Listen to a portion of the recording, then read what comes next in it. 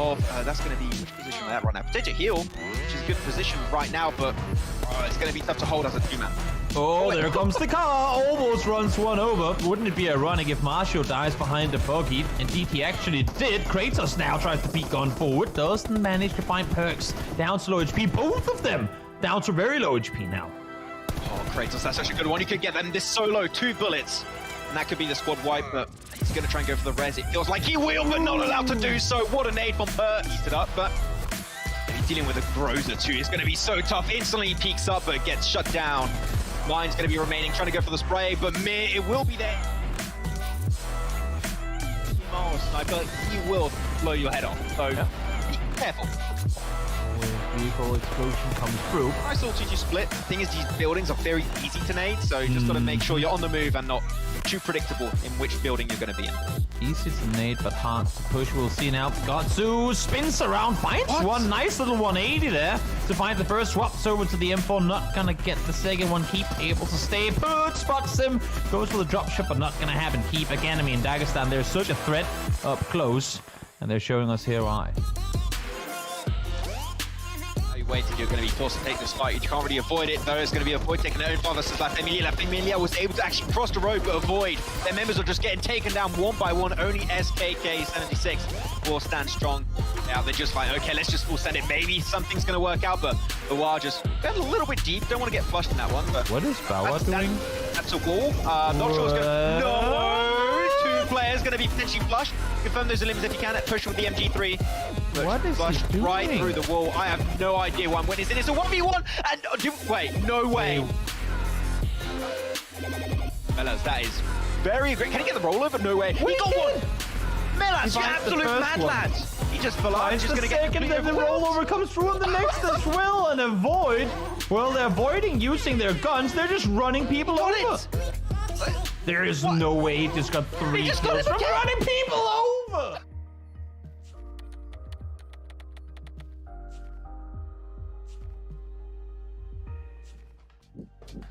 Well, you just saw through those highlights that yesterday was definitely not a day to miss. We had some fantastic plays from all the teams involved here in the PUBG Mobile European Cup 2022. But you know what? We're back once again, and hopefully for some even more wild action, but hopefully not as wild a finish in those last 2 matches. My name is Maximan, one of your commentators for Day 2, and of course, once again, joined with Toby.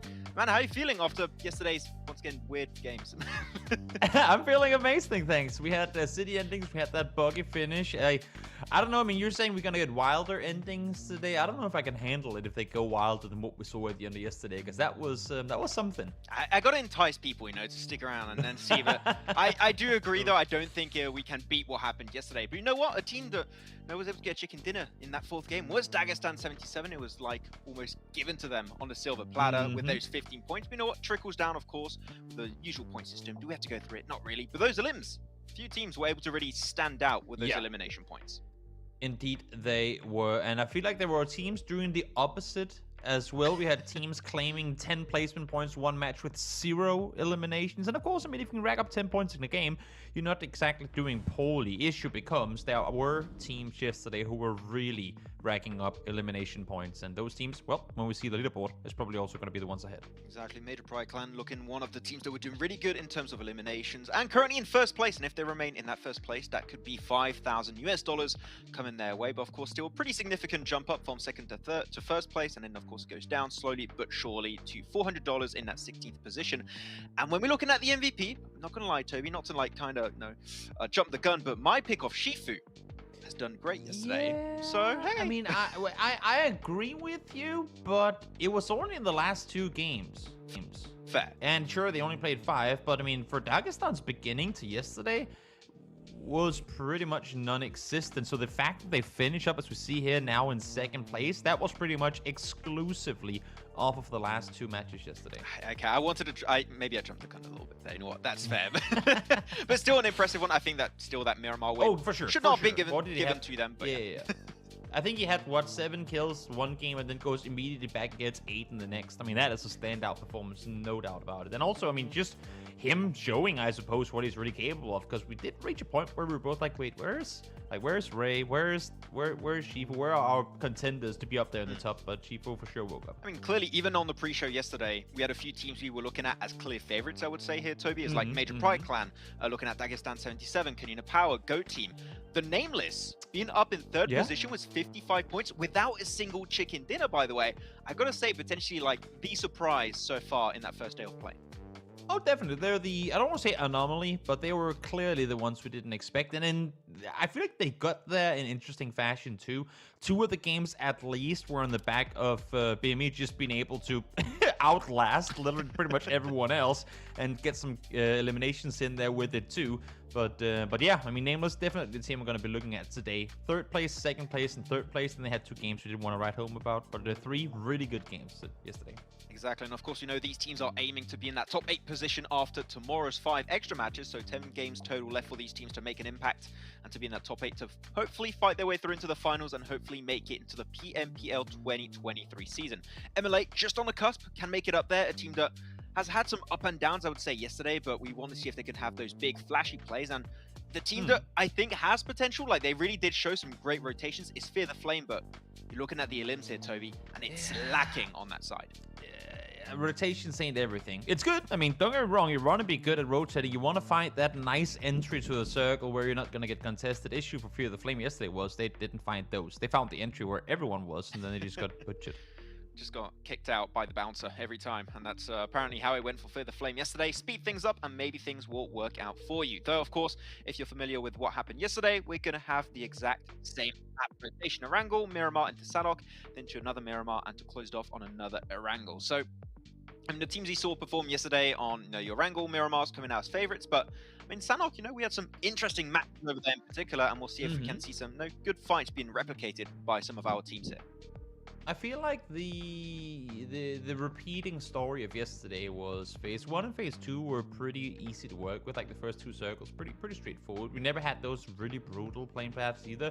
But then phase 3, 4, and 5, they were just hard shift after hard shift after hard shift. And there really were some teams where, because they didn't opt to rotate quickly on the first hard shift, when it then kept shifting away from them, they were just, I mean, they were simply too far away to really get anything going. And I think it caught quite a few of the teams off, like caught them by surprise. So I hope today, when we get those hard shifts, we'll see teams react faster. I would say, Toby, yesterday was just like a warm welcome to you to the mobile side. No, back to mobiles, like, here you go, hard shift city.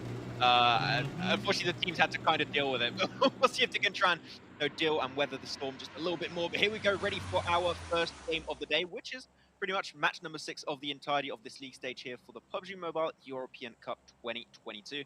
And no, we had some kind playing path, we had some bad playing path, and this one seems to be a little bit more northern side, but should be okay for the teams to work with. Oh, yeah. I mean, it's, I was just gonna say, it's, the diagonal ones, I feel like both on Erangel and Miramar do tend to cater to more drop spots, but this right here, you really have to be upset if this one doesn't, I mean, it doesn't necessarily favor your drop spot, but if you can't get to where you want to go, you might have a whole other set of problems that you need to deal with. If you have a main drop and a secondary, and this plane path does not help you get to any of those drops, like, come on. Guys, we only loot on, like, the southern harbor on Sosnovka Island. And Zaki. Well, yeah, then again, as I was saying, you might have a whole other set of issues that you need to deal with. Then you're Kalaris and you're like, oh, Primorsk is a little bit too far. Oh no, how's that going to work? Oh no, Alt F4. Let's leave. New game. Just reset, back to lobby. But so far, teams going for that. I mean, we did now already have all our games from yesterday, right, Toby? And like teams had time. Potentially, I mean, it's the weekend, right? Got a little bit more time. You can chill. You can look back on the VODs and make sure that these drops are going to be even better. And the early rotations especially are going to be even better for these teams. And a little bit northern. Phase 1 circle here. A lot of water potentially in play on the northern side. But I'm looking at that river. And especially the city could be an issue if you have to like shift north or shift south. Like that's something that teams will have to keep in mind that can be an issue later on down the line.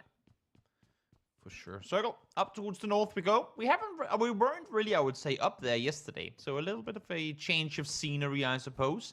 The first couple of circles yesterday were very center heavy. So good to see that we're now forcing the players into, I don't want to say unknown territory, because obviously these players have at this point played pretty much everywhere on any given map, but always good with a little creativity. And YOCTO, well, they were our hot droppers of yesterday, or at least our early fighters. Not just with how he is rotating on foot right now, though, Max, and with Naruto as well. I don't think they're looking to fight early game here. Is this a marathon that I didn't hear about? No, it's an Ironman. You got to do the swimming, the biking, and the running, right? Where's the bicycle? And also like equilibrium on top of the bridge. I don't know. I'm not sure. I'm not sure exactly what that was all about, but at least, you know, I mean, with this strategy set to use, they're most likely not gonna fight early. Now I say that, then they'll somehow find a way to do it anyway. But most likely, they should be all right for the beginning of this one. I mean, YOCTO, my request would be, can we do this also on Miramar, where you guys don't fight in or outside Picado? No, one or the other. I don't really care which one it is. Just don't take the early game fights. That'll make me happy. And Shifu, MVP in his name for a reason. Yeah. Still okay. It was still the last 2 games, I do have to say. But I mean, your pick, who was it? Ray?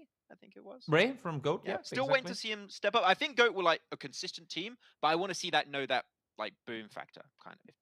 They had their Miramar games yesterday. GOAT were their best games. They had back-to-back 4th places in those 2. They didn't get the amount of kills that I was hoping to see from them, but then again, maybe it's me misunderstanding GOAT. I will be honest and admit that my intel on the team is not as complete as probably your intel on some of the other teams.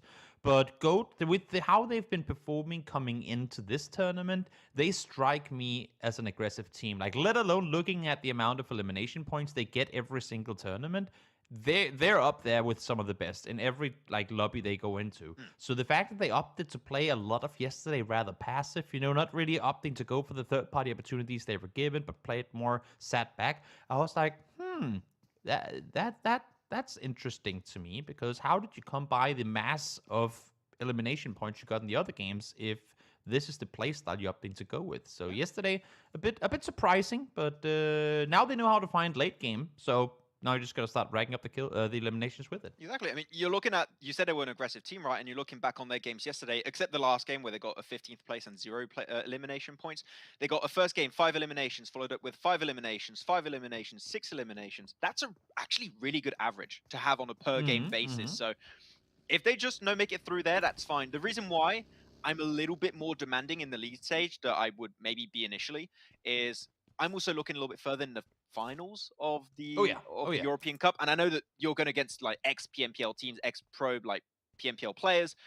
You're going to have a real tough time qualifying. So making it through to the finals is great, but I think that we know the price pool still is good for these teams, $20,000 on the line. You're really aiming for one of those 8 spots in PMPL, right? And I want to see now if you can maybe rivalize the teams from last year's PMPL. We can put it this way: if you're hesitant to take a fight against teams in the league stage, odds are you're probably not going to fare too well when you go up against like the teams that just spew out confidence and momentum that are the teams that are coming in the final stage, right? So it's rather get that momentum going, kind of build it up here. And as I say that, facts, well, we didn't see them fighting a whole lot early game yesterday, but they've just been pulled up on by Major Pride Academy. They were in 15th position at the end of yesterday, so they kind of need a win right now. Taking this fight. But yeah, Major Pride Academy, they didn't really seem too aware team was going to be in this position, and some nades coming on through, making it a little bit easy to nade on their position right behind these walls. What do you call this compound in PUBG Mobile? All compounds don't really have names. We typically steal them from like PC. We kind of use them. Because in PC we call this, I mean, some call it Mini SNI, which I don't think is a good name, but most people call it NoLimit. Because back in the early access days of PUBG, you couldn't lean peek in this compound because there was some bug.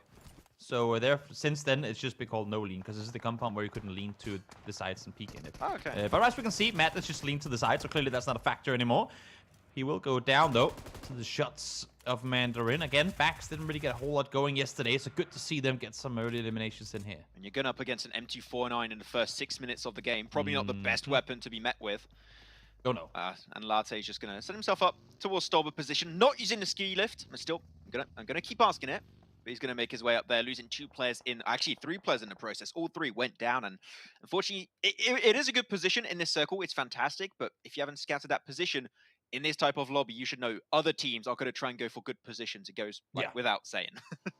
One of the big things to me in that engagement we saw right there, I mean, it was the big fight, obviously, but that was back. I mean, backs were actually caught in a pretty wide 2-2 split. They were not ready for the fight when they got pulled up on by Major Pride Academy, but because Madness was able to buy so much time for his team to arrive, that's how they got the final 2 eliminations of that fight. So initially, they were actually in a 2v3, but because they were able, to just maneuver around, throw some utility to kind of bait the attention of the opposing team, backs were able to get the cavalry there, to be in a 4v3 rather than a 2v3, and then come out victorious. So even though we didn't see a whole lot positive from them yesterday, if this is the kind of the plan they're going with today, trying to always be alive before they start a fight, then good on them. Hopefully that's going to have them shoot their way up the leaderboard. It's always good things to see in the league stage, right? Where you can see if a team is able to just respond in kind, and especially really quickly to this kind of place. Like, oh, okay, we got a team that's a threat, we're a little bit split, instantly regroup. And I tend to see sometimes, even in PMPL, like some teams in PMPL were kind of doing that like kind of mistake a lot of the time, is they just stay on their split for too long and then they lose players for little to no reason, where you could remain as a 4-man, like what Bax did. So I think that's good. And after what we saw from Bax yesterday, as I said, after yesterday, they were in 15th position. They need to change things up, just kind of be a little bit more confident. And I think we saw that in that fight. So that's maybe a good change of mentality right out of the game. The thing is, though, look over towards the right side of the screen, right, where we have the leaderboard. Bax currently sat in 15th at 16 points. I don't want to say a good game, a decent game here. And all of a sudden, they could be in 11th. I mean, the bottom, because the teams on the top have racked up so many points, the spread between some of the bottom teams, I mean, from YOCTO up to La Familia is 11 points. That's a bit. But from there, we have so many teams sat so close to each other. From Fear in 12th all the way up to Major Pride Academy in 5th. That's just 13 points. That's less than a chicken dinner. Exactly. I think this is the thing that I prefer about small tournaments. Like, don't get me wrong, your month-long PMPLs and PMGC, I think they're great. They're fantastic. They got so many cool storylines.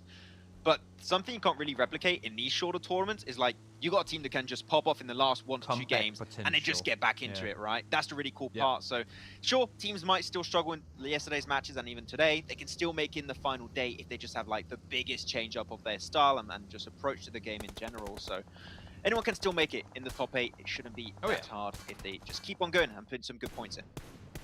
Another team who's been struggling is Supremacy. We're seeing them on our screens here, currently trying to deal with Dagestan. Good damage coming through from Scar here, but not enough to find the knock and potential eliminations with it. But again, even for them, 1 or 2 good games, you can pull off a Dagestan, essentially. I mean, they were set in, 13th coming into the second to last game yesterday, and now they're in 2nd place. So it's all about keeping the momentum high and get going. Gonna have a little bit of roadkill here, it seems. Fear the Flame. Seemed like they really took it to heart when we said, okay, your rotations are good. You can't be too passive, okay? We need to see a little bit more fight into it. But right now, I mean, you're dealing with this little bit of a split from MLA. Unfortunately, Scythe does get picked away. They could go for the res, stretch out, and I think that's what Fahad is going to do. Yeah. If you got that, especially if you got the smokes, it shouldn't be that hard a res to get through. So exactly. There you go. But Sonic did get flushed, unfortunately. And it's Fear and Emulate who are fighting in this exact same area. Again, we saw it yesterday where Sonic was hiding down behind a buggy, trying to stay put with the same 2 teams. So maybe there is still, I mean, we were talking about it yesterday, how some of these teams, like how much prep have you done coming into it? Do you know the rotations of your opponents? And all that. It seems to me like since these 2 teams are now again, I mean, maybe 100 meters further down the road, but again running into each other, same time in the game, same area, that the prep or the recon that was done yesterday, it didn't really include this, because then you would have expected that would have been avoided. Oh, it seemed like, unfortunately, Fear the Flame are not going to avoid losing 3 of their players in this match, and not the best start for them, unfortunately, especially after yesterday's performance. You want to have a little bit of a step up, but this is not the one to happen. This ain't it, Chief. This ain't it. It ain't it. That's for sure. And Bellucci, in the meantime, as we see him proned on down, he had a phenomenal day yesterday. Phenomenal, I say. They, again, I mean, KONINA power up quite a big bunch of their points came from the first game. Over half of their points of all of yesterday came in the very first match in Erangel. They had a 15th, a 13th, and a 12th in their Miramar and Sanhok, and then they finished off in 5th again when they came back to Erangel in their last one. So clearly, Erangel was their favorite map yesterday. But the times that we did see them shine, KONINA, outside of that first game, I feel like it was Palucci a lot of the way that got them home some of those very much needed elimination points. Yeah, which is surprising actually, because with their roster, I was expecting like some other names like Agori, which is an old player from Mad Balls, also Fashit to do well. But as you said, like it is a legit that's been doing actually really good for the team so far. So we'll see who can step up around the team. And I think that KONINA Power, like I think you mentioned it also on the pre-show earlier, the Dagestan KONINA Power are in a similar boat where like Dagestan had the last 2 games. Outside of that, not much. KONINA Power got that first game, then outside of that, not much. It will be enough to make in top 8, but as I said, I'm looking a little bit further, looking for the finals. Those inconsistent results, it can really, really hurt you in a tournament to qualify in the MPL. So just a little bit of consistency, similar to what we saw from GOAT. That could be the extra cherry on top for them. So we'll see if they can find some consistency at some point in time here. The gas station taken over by the boys from Essential 1. Asmir just scouting it out, and seemed like Essential 1 might want to leave. Seemed like they want to give it up. Yeah, I mean, we didn't see a whole lot from them yesterday, but as I say that, I mean, they won out. Like, they came in through from the Spanish Cup. They got themselves a 2nd place and a 4th, so it wasn't a no-show day yesterday for sure. But they weren't exactly flashy in their performances with how they played yesterday. In the meantime, the circle has gone over towards the east, and well, right now, plenty of space in Yasnaya, even with 2 teams already here. Make that 4 teams actually. I can't even see with the circle where my map feed is. Like yeah, black. mine is non-existent too. I saw it when it shifted earlier. It went, it didn't hard shift east, but like the east side of the center. So we have Yasnaya and the field south of him inside this one. And I think that's why you're seeing so many teams commit to this. You're on my map feed now. Thank you for the info. Yeah, but teams are going to try and... very similar... Oh, okay, well, Godsy couldn't do too much against that one here. Just a PP Bison wrecks him down. But like we saw from yesterday on the Los Leones finish, you want to commit to the outskirts of the city here of Yasnaya Poliana. Don't want to go too central in it unless you know it ends in the city itself. So especially these buildings from Major Pride Clan is just so good in general, because you've got high ground position, can easily join up from north to south. You don't want to cross that road, you want to avoid it, but from the northern building to the southern building, pretty easy transition. So I would say I would go to their spot, because you can see everyone moving through the fields. Yeah, it's tricky to maneuver though, especially when we're in these cities. You never know what's waiting around the next window, and there's so many angles you have to clear at any given time that just crossing from one house to another can prove fatal. So it makes sense that wherever they now have made landfall, regardless of whether it be like the optimal spot or not, they're going, you know what? I'm in the city. I'm all right with this. I'm just going to stay here until I'm going to be forced to move. It seemed like they're going to be... I didn't realize the circle was like that far to the east side. It was east side, yeah, exactly. So they're going to have to move... Are they moving through? I thought they were moving through the city for a second. I was like, maybe not the best call, but it seemed like they're not going to be doing that. They're going to take their time on their approach. Decent compound. Heavens played by I-47 also, which is currently a good scouting ground. Nice 2-2 split also to make sure no team can really share that position with you. And also YCT, which, no, if they don't fight early game and they're still alive as a 4-man, no, so far they got himself a decent spread too. Yeah. Depending on where the circle goes, and back to Yasnaya. Okay, take it back. Back to Yasnaya we go, almost as if it was foretold. Up towards the north, GOAT finally making their way into the circle. There's a chance they run into Bax here, but you can see Bax already in vehicles. They're ready to go as well. And then Dagestan, well, they're still inside this next circle, so no real reason for them to try and force their way into Yasnaya itself. They might as well just stay out in the fields until they're going to be, well, forced to leave there.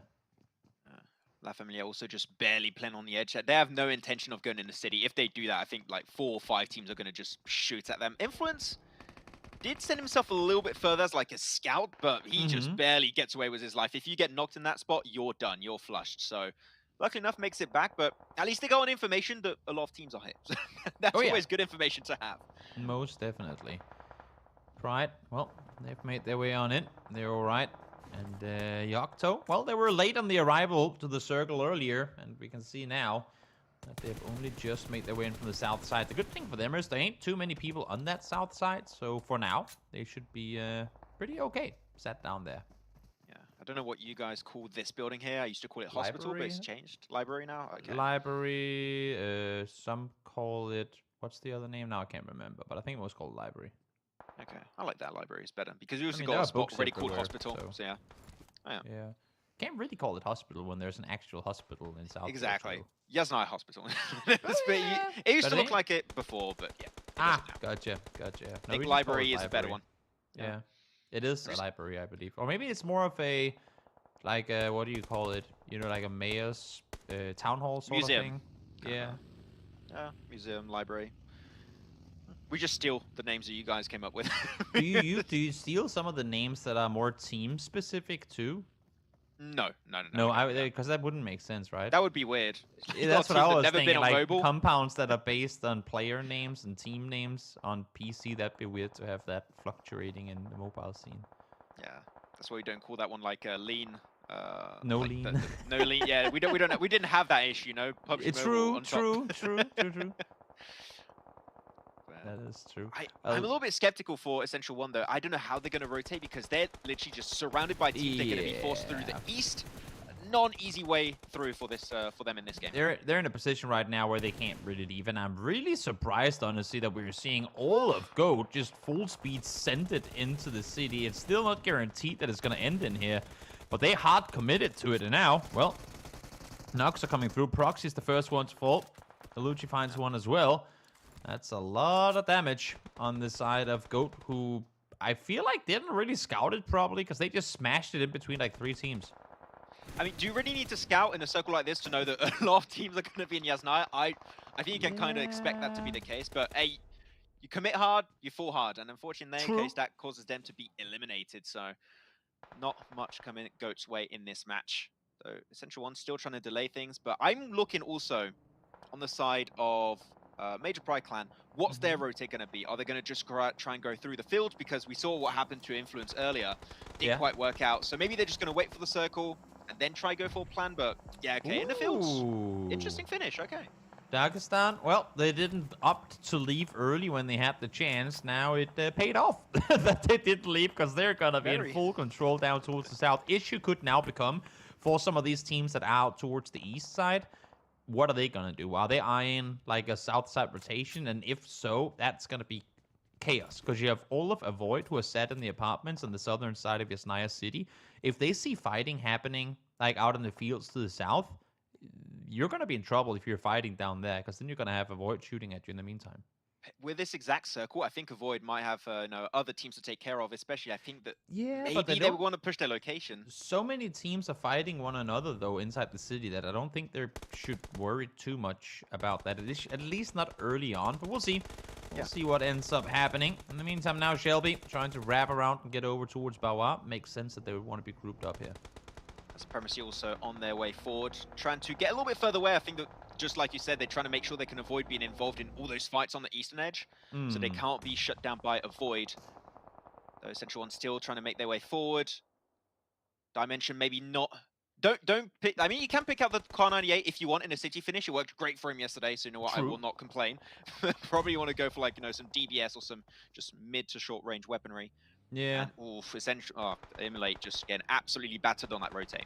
I like the idea of Shifu trying to push out and doing some damage towards I-47, but now, with Supremacy pushing up on the other side, I think he was called back by his teammates, and now this is going to get hectic. The victors of this fight could also end up being the winners of this match. First one falls, that's Keep Down. Yeah, the DBS able to clear a decent amount of space for Volty 33. And as a 4-man, can definitely try to overwhelm it. My question is, are we going to see a team maybe go for a third party? Because I'm looking at the east. Got a sneaky team over there just eyeing this fight across the road. Do you want to take that position? Because holding on to that side of the road is going to be tough. So I would say third party might just be the way for them. Yeah, I would hope that that's what they're opting to do as well. But now we're seeing both KONINA Power and actually shooting towards Scream Squad, which was the team who were having an opportunity, I would say, to make a play. But it seems like they're denied in their push across. Get a little ridge, just going to give them some temporary location. The thing is, got another team still behind you. That's the thing. This position's only playable if you eliminate every single team on the east, or you rotate later than any team on the east. Yeah. In this case, they still another team. They were 4-man too, so you're not making it through whatsoever. Yeah, I know it's difficult, that's for sure. And then we have again here, Team Nameless. They were really good yesterday for the most part in keeping all 4 alive. And then all of a sudden, when everyone was down, it was a baby show. So we'll see now. Seems like the rest might come up. Yes, they did indeed get the final player up and alive. And oh my lord, the circle down towards the Dagestan compound once again. Everyone up there to go into the city. And little did they know that the game ends in the fields. Seems like the circle heard us yesterday talking about, bad circle for teams and how it was fun. They're like, we'll give you a good show. No city finish. No, it's not going to be. It's going to go in the fields, actually. Complete opposite. But KONINA Power, the fight's going to be coming their way. It's going to be the Nameless looking to get involved, looking to get clearance. But Avoid still safe for now, but whichever team survives will be willing to push on them later on. Yep. Well, Luigi trying to make his way on down to assist his teammates. There's a brawl going on out here and a lot of casualties coming through already. The peak doesn't come through, so Luigi forced to try and stay here and hold the angle for a little while longer. Good mollies actually, stopping him from peeking through. Yeah, I'm surprised he's not opting to use any of them. Exactly, he's going to be potentially losing that fight if he doesn't try and use that utility. They get shot from behind. He does eliminate the final play of the Nameless. That's going to be it for them, eliminated in 11th. But they can't get those reses, I'm pretty sure. They need to start moving into the fields. Yep, same thing happening on the other side of the circle. Avoid has made their way out here. Pass. 97 trying to stay put, and Mill doing the same thing, but not going to happen. It's just DeVito forced to prone down now as everyone is fighting everyone here. Absolute hell is about to be unleashed for all of these teams that have yet to move away from Yasnai Polyana. At least we see a nice little 3-1 split coming out from Major Pride Clan, so they can get position on the west, but you've got 3 teams so close by. It's not going to be able to control it that easily. They're going to have to fight for it. So now, even Major Pride, there you go, get involved into the elimination feed, as Creepy Pon will be the first to be knocked. Ooh, can he get Mia back up alive? I'm actually not sure. Sanhok, oh, nope, not definitely again. Not. Not gonna happen. YOCTO able to find that one. And that's, once again, I mean, a team who came in very late to the circle, who are now set out towards the east. I believe it might just be Naruto left alive, though, on the team. I think that's the case. The thing is, if you kept hold of your utility until this point, these smokes are going to be the big difference maker. It's keeping a lot of teams alive on the west, and over on the eastern side can be pretty similar, but Green Bomb was rezzed. Nice little spray down though. Mandarin, they just spot in that fight. Third party from a distance, getting himself some nice spray down. The nades from I-47 are just absolutely on point, and that's going to be it for Major Pride Clan. I believe they might just have gone eliminated, and that is indeed the case. Out and now, only 5 teams remain. Man, we just got a Thanos snap right here. One thing that's huge here is that if we look at the leaderboard, 3 of the bottom teams are still alive in this one. The entire mid-pack of teams, we talked about how close it was. The entire mid-pack is pretty much eliminated. So regardless of what happens here, a lot of points are going to come into those bottom teams who were just that little bit behind. So we're going to be coming into the next match with an even more tight leaderboard than we already had coming into the first one. It would be great to see a Bax chicken dinner here, or even a Supremacy. I mean, currently 15th and 16th place team respectively, so a massive jump up can be expected. But the thing is, these snake field finishes, even if you have the man advantage, you never know. Just a little sneaky off angle, one good nade, and everything can just fall apart. Trying to get that car in. Takes a little bit of blue zone damage, but that could give them a little bit extra coverage. Oh yeah, definitely. Definitely. Create some cover where there is none. Makes perfect sense to do. Limbo, proned on down to try and stay hidden for a little while longer. Did they get just 1 elimination in this game, Dagestan? Despite them getting pushed earlier? Oh, they got wrecked. Is that what I read? Yeah, that's surprising to me though, because it seemed like they were fending off pretty well, but I guess that just did not work out for them at all. Unfortunately, they learned that the DBS is a pretty good weapon, but I-47 going for the push onto Reflect, that's instantly him going to be falling down. I like it from I-47. You spot out one player, push him as a double, that's the way you do it.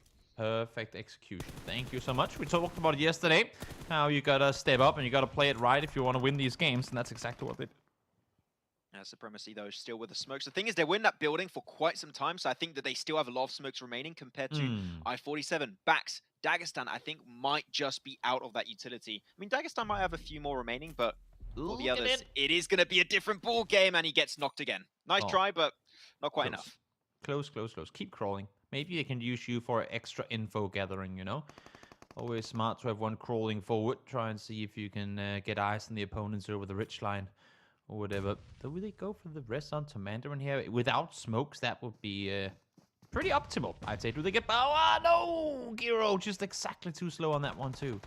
I-47 has been also looting up the people they took down. They took down, I think, Major Pride Clan earlier. Now they picked up a few extra eliminations onto backs, and they're just constantly getting some extra loot coming their way. So they're looking super healthy when it comes to that extra utility remaining. Shifu, has he seen it? I thought he saw that pixel move for a second. Is this where we see people go into their vehicles and start running each other over? It's the meta. We're going to see the avoid meta. There is a car for I-47 further down, so they might just want to put it to use. As I say that, Limbo. Naded. Nice throw by Giro there, and I believe that Molly should get the better of him. Yeah, Shifu can't really do a whole lot to help him. I mean, it's Gyro, right? We saw what he did yesterday in that Miramar game. His nades are just on point every single time, so you want to be careful against this guy. And then he got knocked. And he steals it? Oh, no, not even. Shifu's taken down, and it's by Shelby from I-47. So I-47 may be looking here for their first chicken dinner. You have to make a run for it now if you're Spedjic. I mean, you just saw Gyro get knocked in the kill feed. This was your this was your 1v1 opportunity. The smokes made it hard for him to really scan anything, but I feel like that was his chance to win it. You need to pull off some magic if you want to come out victorious. Now the circle just went to the other side as well. One smoke left, a molly to work with, but this is gonna be close to impossible for him to pull off. Yeah, if Gyro's got a nade especially, it's gonna be so much harder to deal with. And the circle's coming away with I-47. I mean, it is a snake finish in the field, so still an opportunity for backs to maybe get that redemption arc, kicking off into gear with this first game of the day. But don't you think Shelby will be able to see him when he jumps off that car next time, like whenever the smoke is gone? I think there's a high chance he can do it. Also, they split a little bit, so again, 2 angles. He cannot spray transfer, so I do not see this not going the way of I-47. No, you had your chance, tactic, but probably not going to happen. Giro is going to crawl into him in just a second. We'll see who spots who first. Oh, sorry. Yeah, I think he saw him already. There you go, and that is the elimination. I-47. They threw a win on Miramar yesterday, but this time around, they claim it. I love it. Even when they get a win, we still got to do a callback to that game yesterday. But you know what? At least they made sure that game was not going to escape from them. And especially that double push on a single player, not taking any risk, taking 2 angles at the very end to make sure you cannot get 1v2 clutch. You cannot allow the spray transfer. So yeah, a clean finish in a very weird game. Like it looked like it was going to be an open area, then back to potentially the city, then back in the fields. Their adaptation to that circle, I got to say, was on point. Oh, it was well played, no doubt about it. 13 eliminations as well to rack them up a total of 28 points in that game. That was huge. I mean, and again, very well played, as you said, well executed end game, and just overall a good showing from them. So even though yesterday didn't have them in the top, actually only in the top 5 once in all of yesterday, and that was that Miramar game. This is a great way to start off day 2. Yeah, and great start also from some of the teams at the bottom. I mean, backs before this game, they were in 15th position. Supremacy were in 16th position. YOCTO were in 14th. So the bottom 3 teams are all in the top 5 of this game in terms of point 1, which is a really good way to kickstart your second day of action here in the European Cup. And yeah, other teams still getting themselves some decent results like Major Pride Clan, KONINA Power, 8 points apiece. Definitely nothing to be sniffed at. But I mean, man, the teams at the bottom, no, don't overlook them because they are gunning for that top 8. The issue is, though, you can see here, 8 players got just 4 points this game, but that's, of course, because the top 2 teams racked up so many points, went to backs and I-47, right? So if you look down the bottom, there are going to be a lot of teams that got barely anything here from the first game today. Exactly. Intrigued to see who's going to be down there. I'm not seeing the Nameless, and they had a really tough fight versus, I would say, KONINA Power. Surprise, and you brought it up. KONINA Power could have ended that fight so much earlier. Like, I think one of the players had 3 nades at one point. They could have just got rid of the Nameless so much easier, but didn't quite work out for them. So yeah, Avoid, the Nameless, and Emulate 4 points apiece. A little bit on the lower side. And Feather Flame, still want to see a few changes on the rotations because they were just completely clashing into, I don't recall which team it was, but I think it was Emulate. Didn't work out. And MP Academy and GOAT team, I mean, 2 teams who were set up there in the top. You had 5th place for Major Pride Academy, GOAT and 6th. They got nothing this game, so there's most definitely going to be a little bit of a shake-up on the leaderboard. Backs 2 players in the top eliminations. That is something we have not seen yet. Yeah. They got more kills. Wait, they had 4 kills in total yesterday. 4 eliminations was all they racked up on the entire day. And now, I mean, Reflect Me and Mandarin just showing up big time here. And that's the kind of step up we want to see here, Toby, that's for sure, when it comes to backs. But we need to create a new category for here, like most damage, most elims, and most nade knocks and eliminations. And that would be Gyro #1 every single time. I want to know how much is from nades. Definitely up there, no doubt about it. Backs, though, 2,500 damage done to support their 13 eliminations. 13 for I-47 as well, but in the end of the day, the damage coming through from backs, I mean, I feel like it was more, I don't want to say necessary damage, but they were risking a lot with every single engagement they put themselves in. And I think that the timing, especially on their rotation, was to make sure that none of the teams leaving Yasna Poliana were going to be a major issue. Like, they knew all the teams kind of fought it out. They were in a really bad position. I think the only team to really be able to make it out was going to be Major Pride Clan, and also, which other team was that? I think it was KONINA Power. But because they already took that fight, they were in a good position up north, and they could just gatekeep all those other teams in that position. So, fantastic first game to see how things are going to be kicking off, but there's still an opportunity for the other teams at the bottom to make a comeback. We're going to head on over to a very short break, and after, we'll be back for game number 2 on Miramar.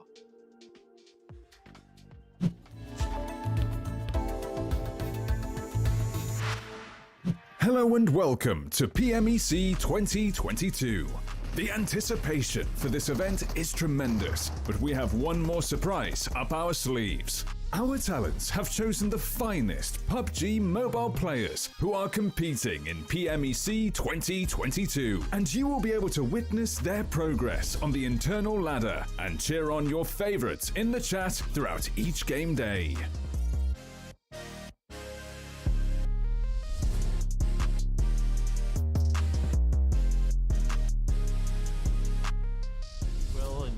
But now you have to get out of there. They are the team closest, though. The other team closest to the other side. Prize tried to make a run for it, but that ain't gonna happen. Nice play.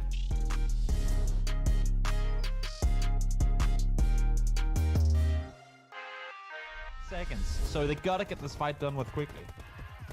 Not sure how that's going to be working out. Major Pride, though, taking their own fight also. See how things are working out. Creepy Pond off to an amazing start. Dimension does get knocked away, but it doesn't matter. Come on. Okay. It's just, I don't know how the circle is just centering up on this.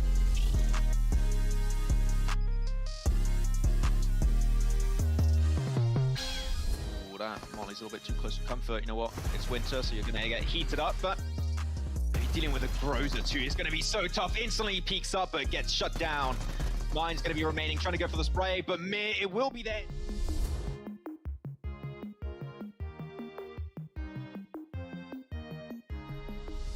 A little bit deep, don't want to get flushed in that one, but what is Bauer doing?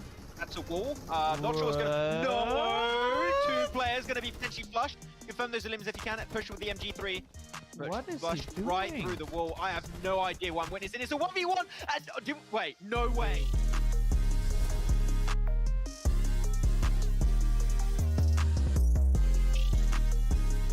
Great when it comes to snipers and DMRs, but we'll see what he's going to do on the mid-range. Here you go, peeks up, nice spray down, picks the one, spray transfer, can't quite get the second, and he does get confirmed at the very end.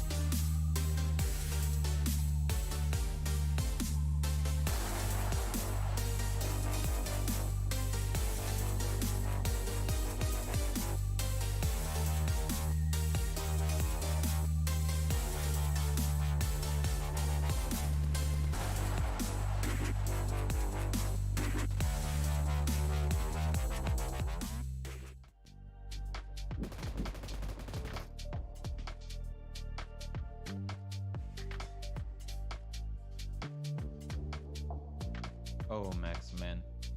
You pull off a Calaris. Oh, does he do that? Yes, I did. It was a reference to Calaris, just like a little homage in some way. Yeah, copium right there. But no, we'll see if, of course, I-47 can try and get himself finally well-deserved win over on the Miramar. Is La Bandita going to have any team drop there? Probably not, because Picado's better.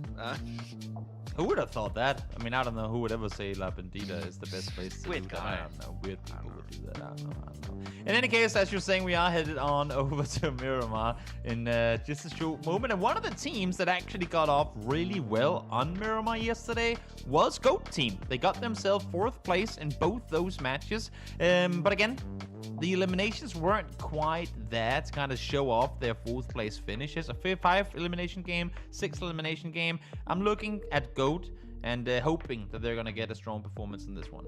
Exactly. I mean, the thing is, they got the same amount of eliminations in the games where they were out in 10th place and a 6th place. So, like, they at least are getting, like, some consistency when it comes to eliminations. But as I said on the pre-show, I want to see GOAT be a little bit more flashy. In a good way. Not like that rotation on the previous game where they just full sent it in Yasnaya and just got eliminated in like 10-second tops. Yeah, no, that was... I want to see pretty. them actually survive. Yeah, that would be favorable for sure.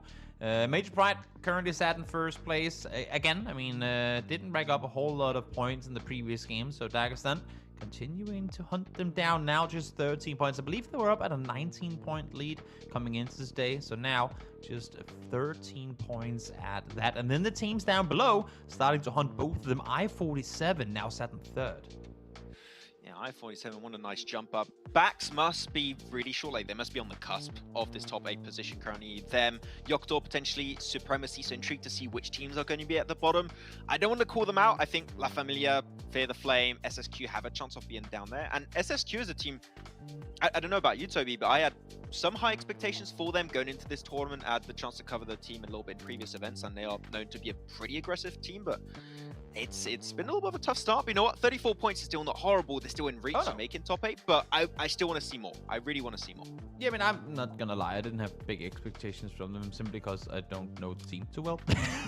Hard to have expectations at all. Max, if you're telling me there are teams to look out for, I believe in your judgment. Then again, as you're saying, 34 points right now, it ain't nothing to write home about, but you're a decent game, not even a good game, a decent game away from top 8 at this point. So just keep on believing, and hopefully the next one will go your way.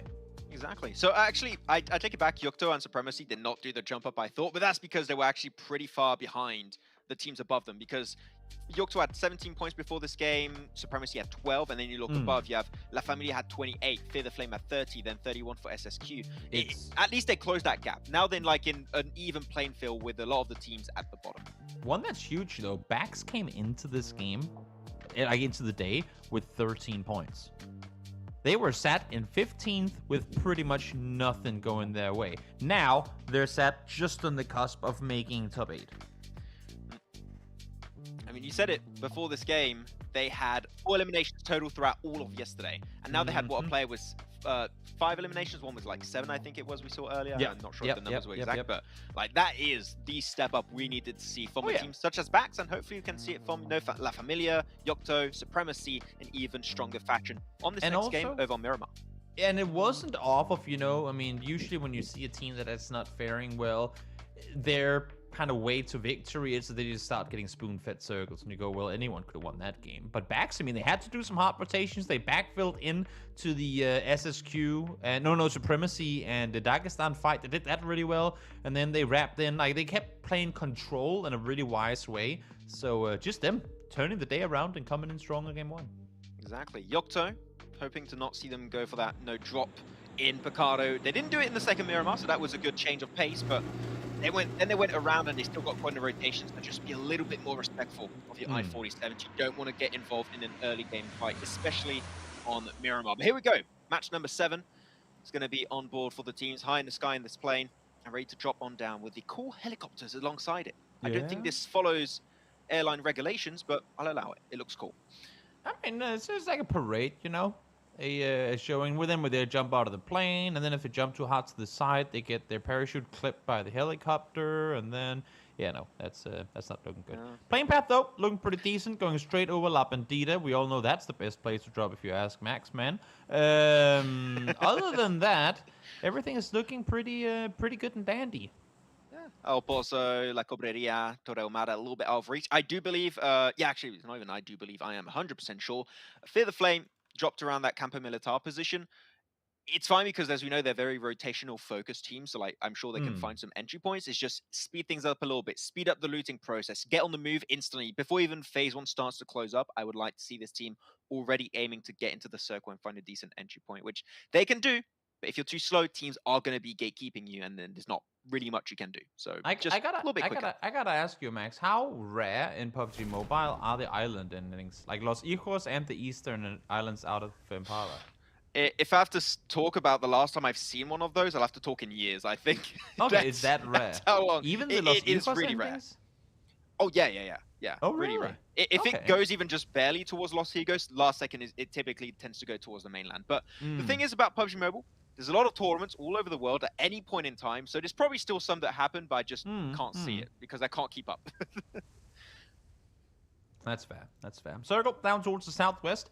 It's, again, a little bit of a change up from what we saw yesterday. We had one end on the church, which is obviously still very center in this first circle, and one is in one was in Los Leones. So curious to see now with this first circle if Pride is just gonna send it to the church and go, we need the magnet, we need the circles to come here once again, because that's what happened yesterday. I'll say I'm not sure it's gonna go back to the church, but yeah, not that one. Oh, the other church. Yeah, the good church, the high ground church. The magnet church. The magnet, is that what we call it? Does it have a name also on the other version? A lot of people actually call it magnet, just because. Really? Yeah. Oh, I thought you were joking. for reasons. No. There are a couple of magnet compounds on PUBG PC, but that's because of the way the land ratio works, and I don't believe you have those same like rules apply in the way that it's set up on mobile. So a little different scenario in that regard, but in worst case, I mean, church is still church. Yeah, because I think you guys have rules which is like, it shifts away from certain mountains. Yeah, certain cliffs, right? Yeah. And we have circles that end right on top of them because they love those circles. Exactly. All the steep mountains, like the ones which you saw in the background before, like all the ones that's pretty much just 90 degrees straight up into the air. Yeah. Those the circles tend to shift away from later on in the game. But you can drive a car up those, so it's you can. For that's us. True. That we is can true. do that. Yeah. That is true. Not too many people do it, but that is right. It is possible. I still try to do it myself in the games. I can't suss out the angle players do it at. But one day I'll do it. I'll learn. Though we did see the circle relatively down south, and I like to quote Froz on circles like this when you got a lot of like flat terrain and you got a little bit of high ground elevation. Phase 2 circle, phase 2 to phase 3 circle, a lot more telling typically on Miramar to like what type of terrain and playstyle you're gonna have to adapt to. So like if you go south, high ground positions, you're gonna play that way. If it's north, it's very compound, flat terrain focused. I remember that from like PR, I think like 3 years ago, I think it was. But I liked the way he formulated it, so I use it now. It's mine. There you go. Shout out to Frost. That's well, he's not wrong, so it makes perfect sense that he'd be coined for having mentioned that. I do like though, if we go even further than Chumacera, the area down there just it's so different. I feel like from the rest of at least like everything that is north of that on Miramar, with the grass being that much higher. And the differences in terrain in terms of your lowest point to your highest point being that much bigger as well. There's really so many plays you can make, especially in PUBG Mobile, I'd imagine. Like down towards Minas del Valle, down there. It's a pretty interesting area for teams to maneuver around. I think especially because it was that third-person perspective, it just allows you to peek just a lot more. Exactly. And then you just get so much more information. And of course, with more information comes more playability in certain positions. So you can just do more stuff with that intel. So yeah, for sure, I think those positions are interesting. Is it going to end there? I don't know. But if it does, some teams like GOAT are going to be in a good position. Your Major Pride clan could be in a good spot. Also, Avoid could be in a decent position. So we'll see how things are going to be panning out. But I'm looking at Fear the Flame, back to their Campo Militar location. Still looting, which, you know, is fine, but then Fear the Flame, I do fear the rotate. Back to there. We will rotate Eventually. You don't tell us when to rotate. We'll do it when we want to. In 5 working days. Yep. It's interesting seeing how they seemingly now go back to the good old of slow play. But then again, I mean, in a circle that shifted so hard or so far away from where you opted to loot, they know they're gonna be like they're not gonna be granted the best compound in this first circle anyway. So you might as well just loot a first aid or 2 more to kind of outweigh the damage you're going to be taking from the blue anyway, and then make your way down to the circle so that you time it with the new circle popping, and then you can start maneuvering. The issue is they will have had no chance to scout forward at all coming into this circle, and that's, I mean, pretty much what was the downfall yesterday. They just kept running into traps. Especially the game of yesterday where their rotation was really rough was when it ended around in Los Leones, right? And at that point, because it's Los Leones, you're not going to have a lot of space to work with, so you're going to be gate kept. If there was any circle that was not there, maybe it works out, but in that specific case, got to speed things up just a tad. Team's currently on the move. Major Pride clan already moving away from Chumacera, and I think going back into Chumacera because I think they spotted out a sneaky team on the east of their location, so back from which they came. Fachip sitting up here with just a rock for cover too.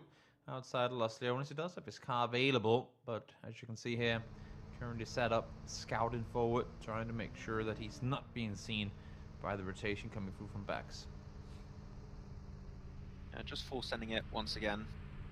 So far, no one stopped their rotate, so just keep on going, just keep on gunning towards a central position.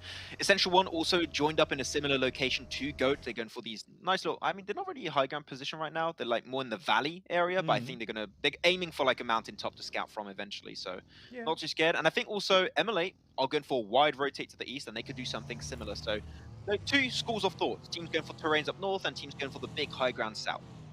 It's a slow burner, this first one, that's for sure. But one thing that was said yesterday, and I'll gladly repeat it, for those of you guys sat out there watching going, oh, but it's so boring, there's no kills, stop rotating, start shooting. Believe you me, in order for this game to come to a close, at least 60 players will have to get eliminated. And the longer we wait, the more chaotic the chaos that all you viewers so endeavorly love, and Max, it's just going to get that much more chaotic. So the calm before the storm, I think, is the way that we should be looking at this right now. You can look back on that Los Leones finish of yesterday, right? It was super calm. True. Then just like, happened what happened? No, I'm not even going to explain. Just look back. Yeah, we had 40 people alive in, I think, phase 6 of yesterday. 6, yeah. It was pretty hectic.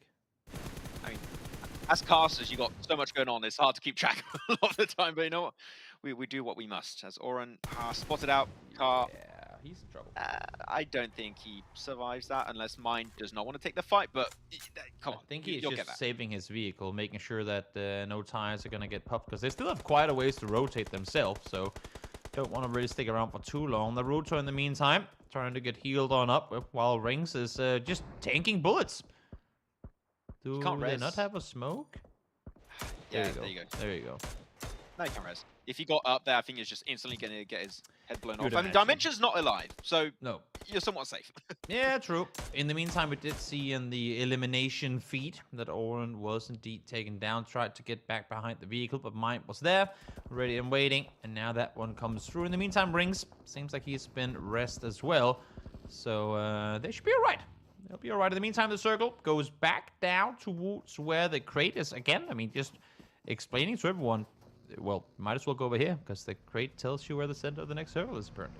I feel like that happened yesterday a bunch of times too. We had 2 crates in like the middle of the circle. So, like, see how that's going to be working out. Can you open the door? Gyro. Nope. No. Oh, come on. You didn't open the door in time. What's that about?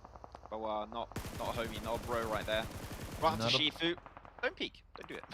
Not a player you want to be losing either. That is, given how much of an impact player he was, 547 in the previous game, in order for them to come out victorious, losing him pretty much before the game has even begun, that's an unfortunate loss.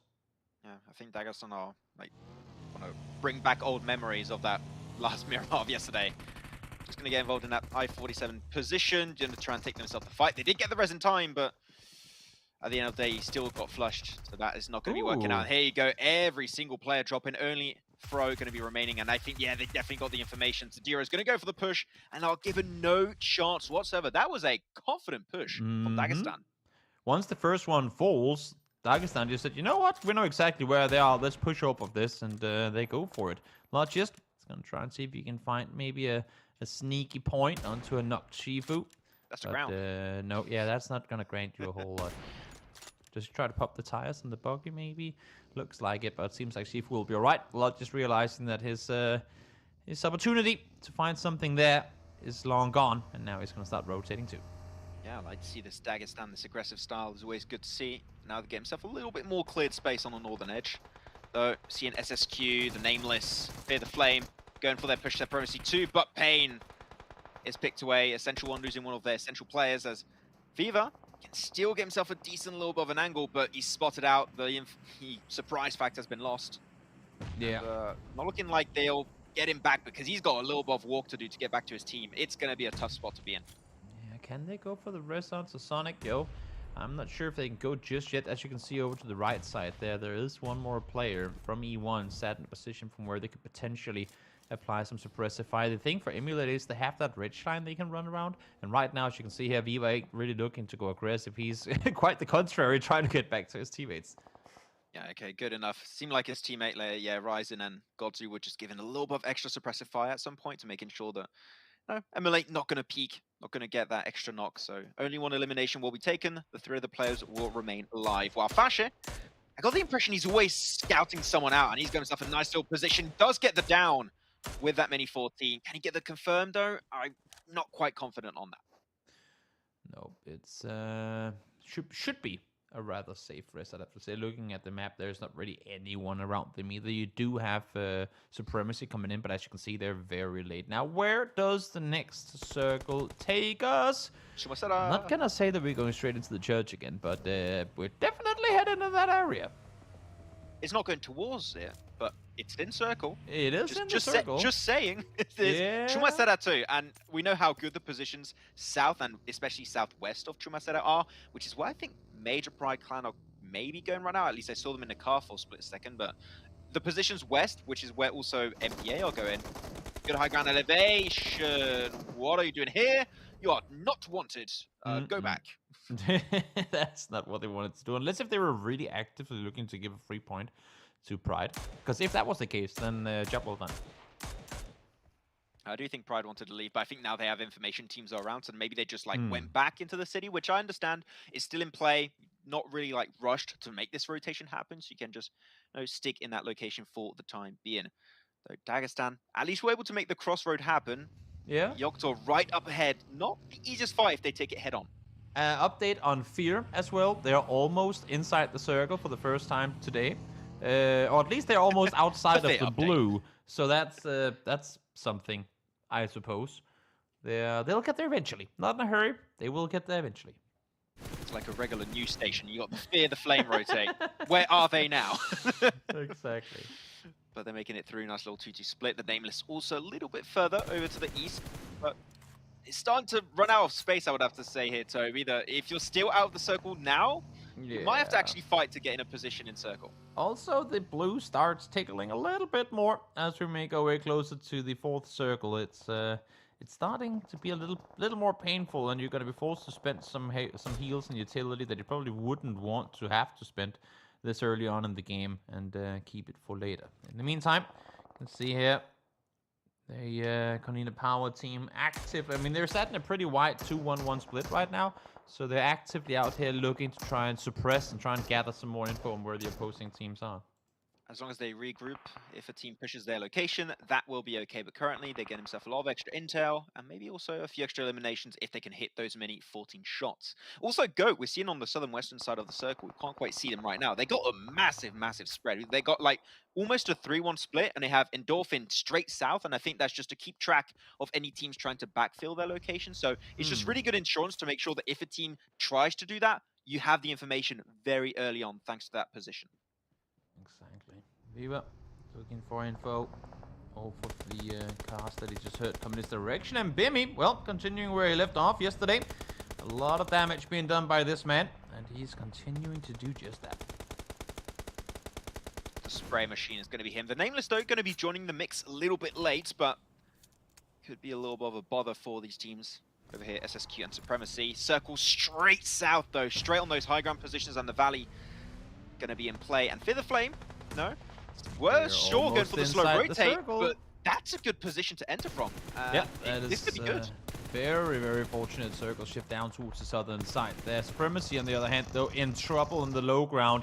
They do manage to find Foopsman, so one not going through the other way. But as you can see here, Stream Squad, such a good kind of isolation, wraparound, whatever you want to call it, pincer maneuver onto Supremacy. And there you go, Sun falls as well, and that's Supremacy eliminated. I love how Foopsman from Scream Squad was just getting shot up, but he didn't even try and look for coverage. He just stood his ground like an absolute Giga Chad. He's like, no. He did get knocked eventually, so it didn't work out. But no, I do respect the confidence in his position. As for the Flame, made it in, and actually a nice little spread all around these players that we're seeing from Essential 1, though.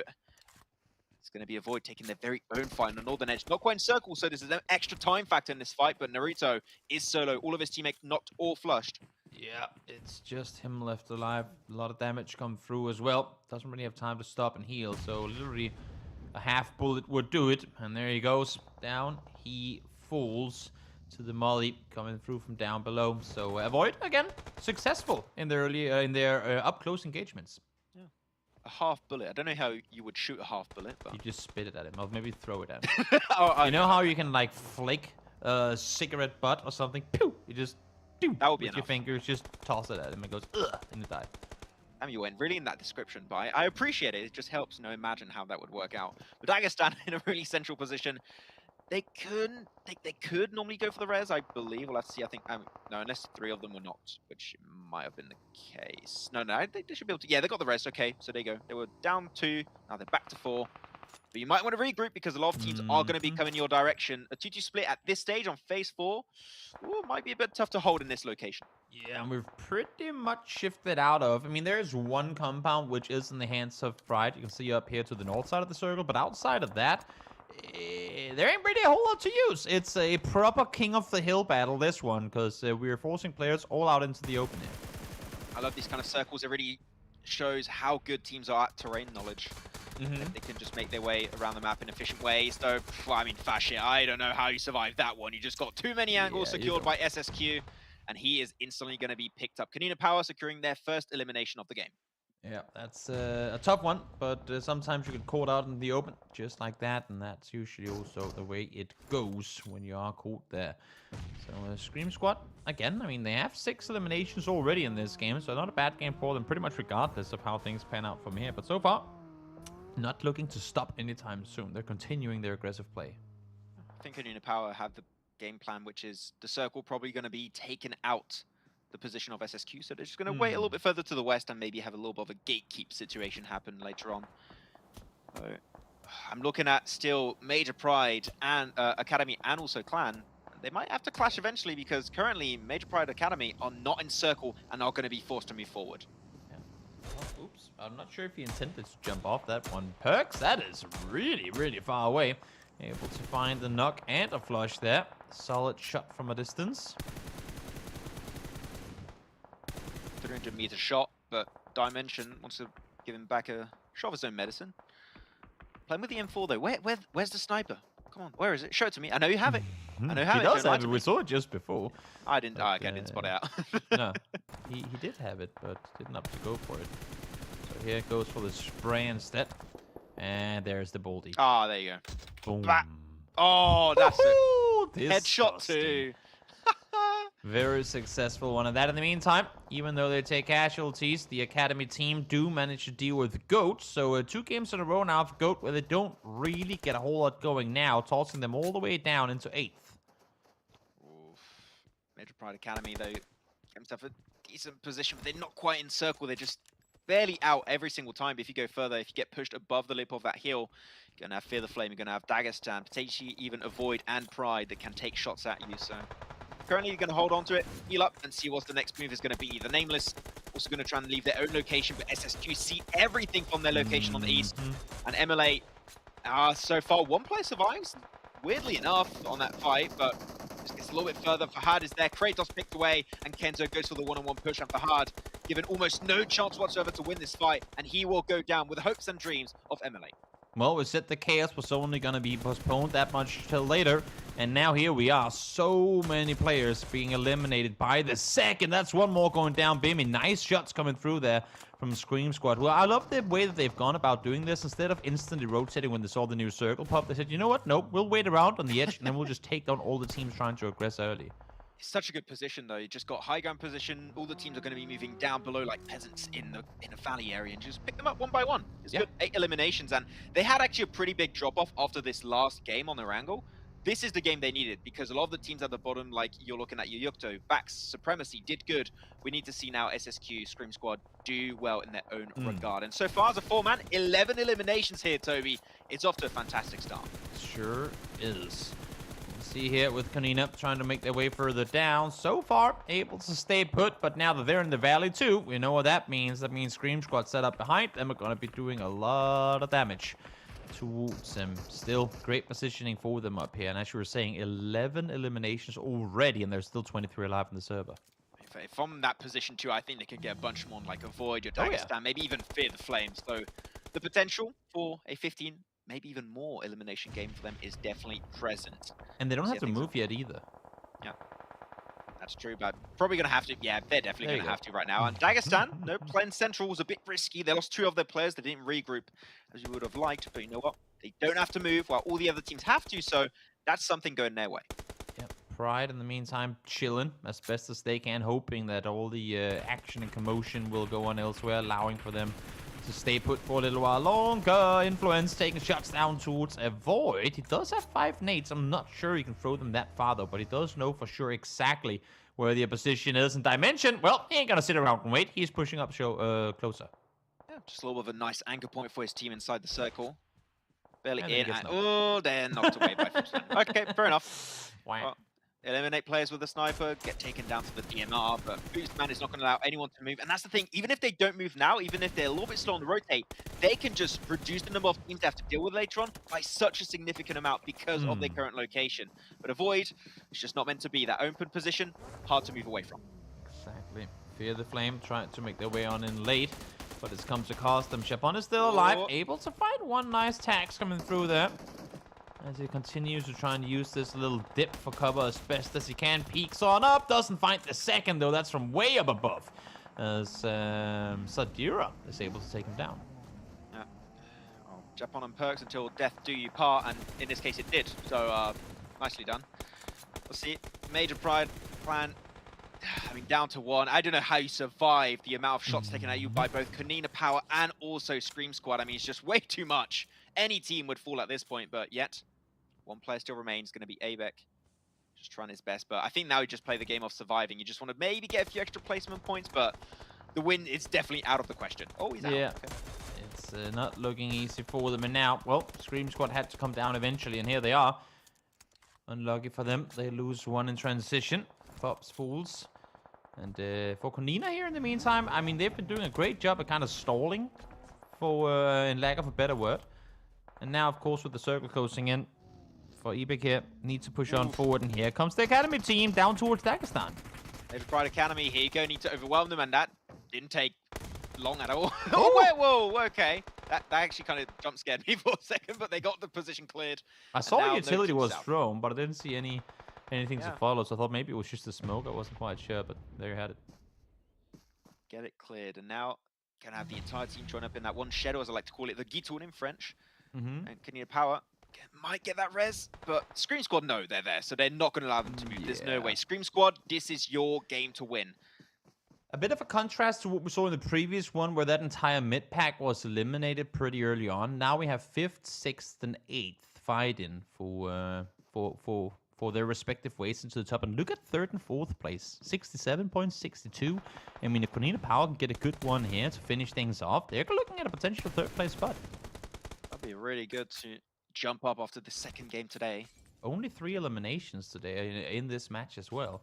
It's been a pretty quiet showing for them, considering how much space they had early on the cliff sides. I think they just got overwhelmed really by Scream Squad. Yeah, exactly. Don't get me wrong, they could have got a lot of eliminations. But Scream Oh yeah, they opted to play them, and they But opted Scream to play Squad. the more passive style. And the thing is, I mean, look at Scream Squad; they got 14 eliminations, and then you have Major Pride Academy with 11 as well.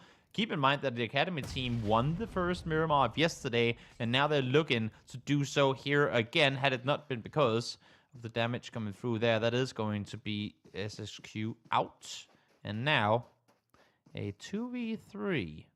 But the circle is massively favoring Major Pride Academy. Yeah, one thing that scares me a little bit is we are seeing Major Pride Academy not going for these little splits. Madness is trying to kind of stretch that position a little bit further, but there you go, Latte going over to that little bit of a We ridge. drove back down. We're going back down. Going to the He's crate. going for Okay, the there you go. Nope, he's not. Wait. Oh, he's got... Oh! Okay. What? Hey guys, you want to kill to make this a fair 2v2? Oh, okay, there you go. You're welcome. You know what? They're fair, okay? They're like given the same odds, 50-50. Okay? I don't think that was intentional though. I would play a board game with them, okay? That's how fair they are. It was a very questionable decision being made there. He did get the info though of exactly where the opposing players were. 9 nades. Hello, Madness. Can you start tossing them? I think they just stole everything from Dagestan earlier. They barely moved this entire game, but here you go. They're going to get Madness knocked away. Actually, Major Pride Academy might just be losing everything here. Doesn't have the information. It's a 1v1. Where's the nade? Doesn't have the info. Nice nade down. There you go. He's got even more nades. But he can get shot from underneath. Nice peek around the side, and he gets taken down. Major Pride Academy to get themselves the second game of the day. Yeah, the first team to win 2 matches as well off of yesterday and today combined. So good showing for them. Both their wins coming through on the first Miramar of the day. Again, I mean, yesterday's showing was more of a circles going in their way, but then they pushed in late when they had to. This time around, they were, I mean, while our eyes for the most part were on Scream Squad out towards the east side on that cliff, Major Pride Academy was essentially doing the exact same thing, but on the west side of that valley, like up the hillside there. They were dealing with so many threats around them. I really enjoyed the way they were just clearing every single team on the southern edge to get like pretty much 100% ownership of that game. Yeah. Don't get me wrong, that play at the end pushing towards that crate, a little bit risky, a little bit spooky for them, not gonna lie, but it ended up working out, and I can not argue as long as they get themselves to chicken dinner, even though the way to get there was a little bit arduous task at hand. But you know what, as you said, I think this is the first team to get 2 chicken dinners in the entirety of this PUBG Mobile European Cup 2022, so already making a name for themselves here in this lobby. Oh yeah, no doubt. And now, I mean, if you're the clan team, even though they haven't quite caught up, I believe, off of that win, still 28 points. They're going to be set right behind him. And I guess if you're Major Pride as an organization, seeing both your academy and your clan team looking at, if not first and second, then at least first and third place, that's a pretty proud organization, I'd have to imagine. I think we might even see the academy team being above the clan team. That's what I was wondering, if that would be the case. I think it is. It's going to be close. It's going to be close, that's for sure.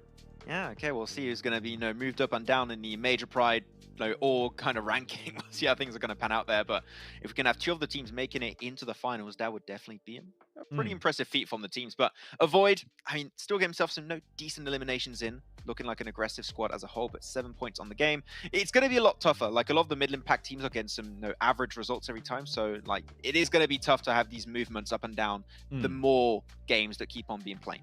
For sure. Scream Squad, though, important game for them. They came into today in 11th place, but they were in that pack of a lot of teams sat very close to one another on the leaderboard.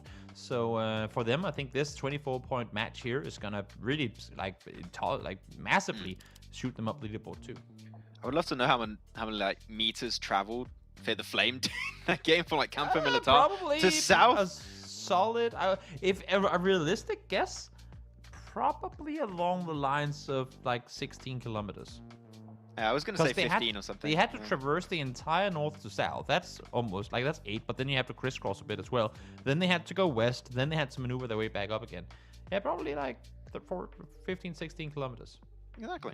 It was a good rotation. The way they entered the circle, I think, was a good area as a whole. But the thing is, when you're still taking a little bit longer on these rotates, doing these wide rotates like they do, you don't have access to the high ground positions because all the good spots are pretty much already taken. So they had to play low ground. And at the end, what caused their demise was in that low ground position, all the other teams could see them. And that was the main issue for them. So a good idea, good rotate, but unfortunately, you don't have priority on good spots.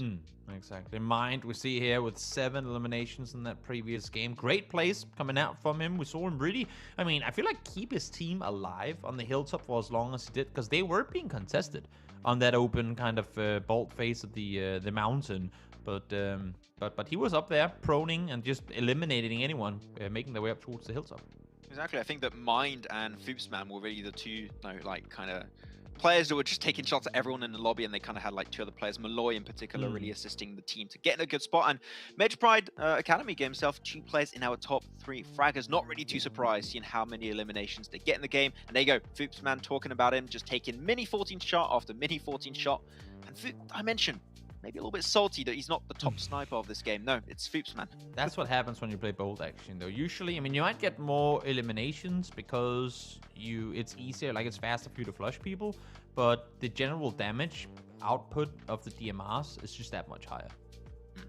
Exactly, just a little bit harder to reach those high damage milestones. But I think this is the first time we've seen Sungori from Power on like our top fragger, top damage kind of list. So good to see. I think it's definitely one of the players I had on my list to look at, and finally good to see him a little bit of step up. I would like to see Fashir too eventually. That will be really cool. But yeah, Major Pride, they're always here in some way, shape, or form. Like if it's the academy or clan team, not really too surprised. But I gotta say, so far the 2 teams have been impressive, and look at that, almost 2k damage from Major Pride Academy. They were popping off, but man, Scream Squad. Yeah, that's what I'm looking at. Yeah. 2,800 damage. That is crazy. But again, I mean, as you were saying, they were set up on the hilltop, shooting at literally everything they could see. It actually kind of impressive that their eliminations and knocks are evened out, because a lot of the engagements that they had were third-party fights. So usually you'd see a lot more eliminations than knocks. But it goes to show that the eliminations they were finding came off of, at least for the most part, their own knocks. Yeah, that conversion rate from knocks to elims was just great. That's what I was talking about right there. You're done.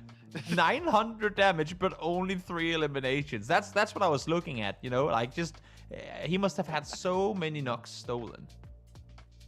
I mean, you know what? At least, well, that shows they were keeping the pressure up. They were keeping the heat up for these teams. Like, you cannot leave your location, otherwise Foopsman is there waiting in the wings, and he's just going to be like popping your tires or like just getting a headshot, and you can't do much about it. I mean, no headshots, but a body shot was able to hit those shots. But yeah, very impressive. I mean, we said it was down to terrain knowledge for these teams, and I gotta say, the way they played that high ground position and they transitioned from position to position was clearly the best in this game. It was good. Yeah, it was very good. Very impressive to see, but that's going to be it for our second game here. First, Miramar going to have another one later on down the line, but right now, going to head on over to a very short break and see who's going to be taking the win on Sanhok in the next match.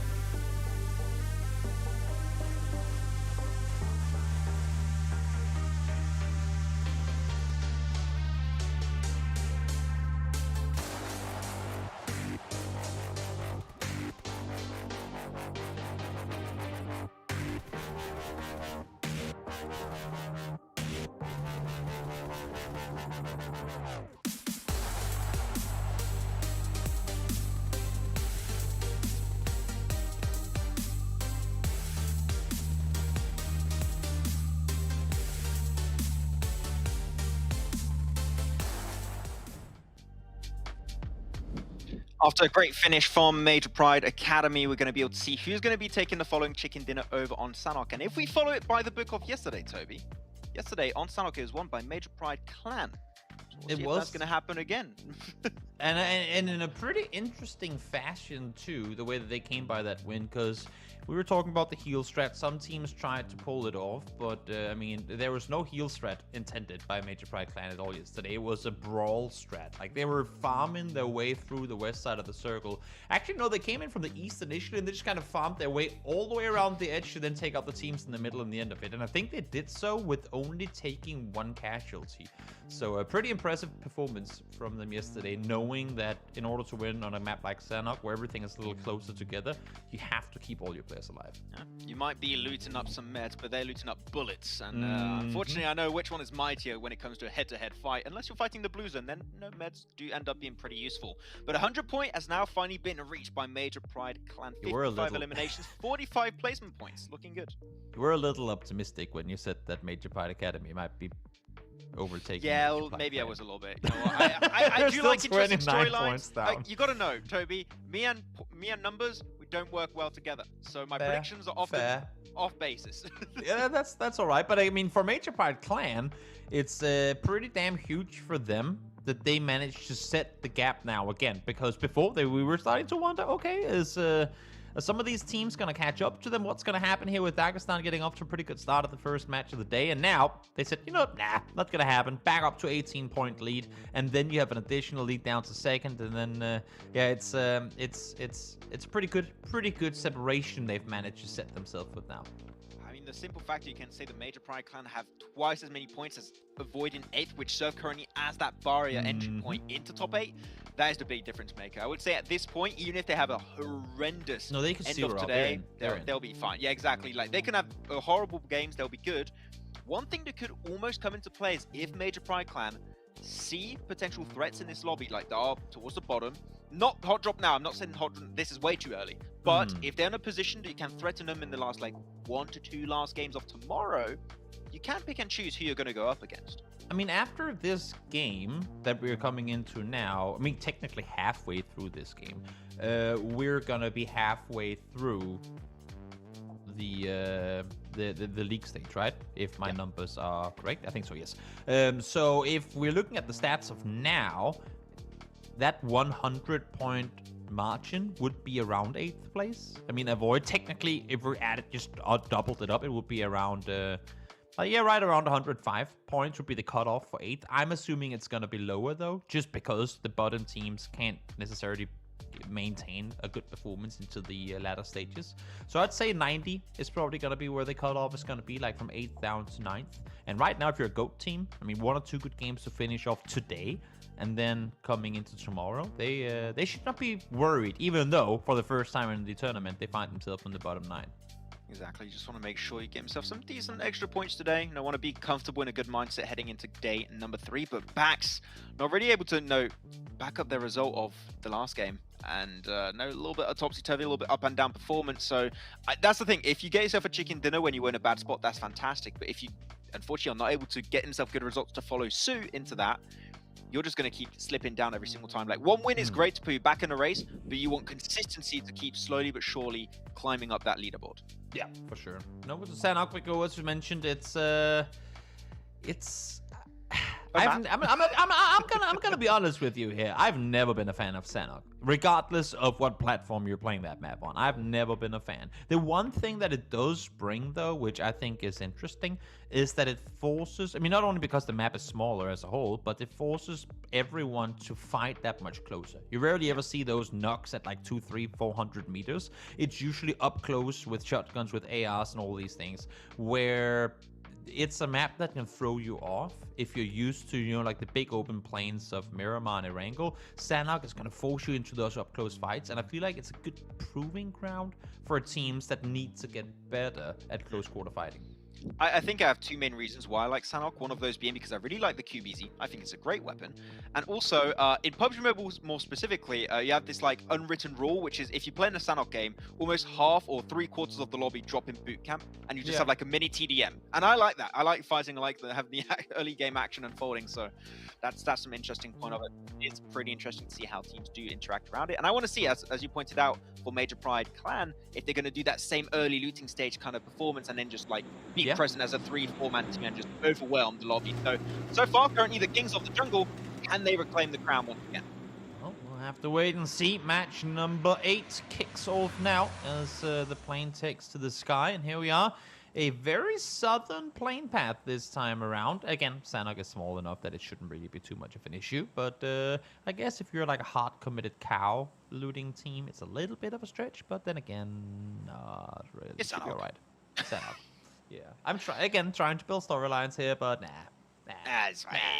I think I've just gave up after my first event on PUBG Mobile, like talking about plane path and Sanhok, because it's like it gets you a little bit quicker to your drop location. Like it could be interesting, but you'll get to it regardless, unless you get like knocked while you're in the air. But I rarely see that happen on Sanhok regardless. So we'll see. We did have a fight happen in Paradise. Well, not really a fight. 2 teams dropped in Paradise Resort. They split. Then they fought again later on north of Boot Camp. I think it was KONINA Power and I don't remember the other team it was, but you had 2 teams that did that. That is... oh, yeah, it was KONINA and Supremacy. Supremacy, that's the one. And now they're both flying in this direction again. This time around, though, the circle is towards the east, so you could only imagine that would make them want to not land on top of each other, but as I'm seeing it right now, they are definitely landing on top of each other. And look at the HP of KONINA Power, one already taken out. I think Frost actually was able to find 1.5 in the air, and there comes one more with a Saiga at such a long distance, too. 1.5 make it 2 with the Saiga. There's one player that was knocked while still in parachute. I think he got shot by a shotgun too. Yeah.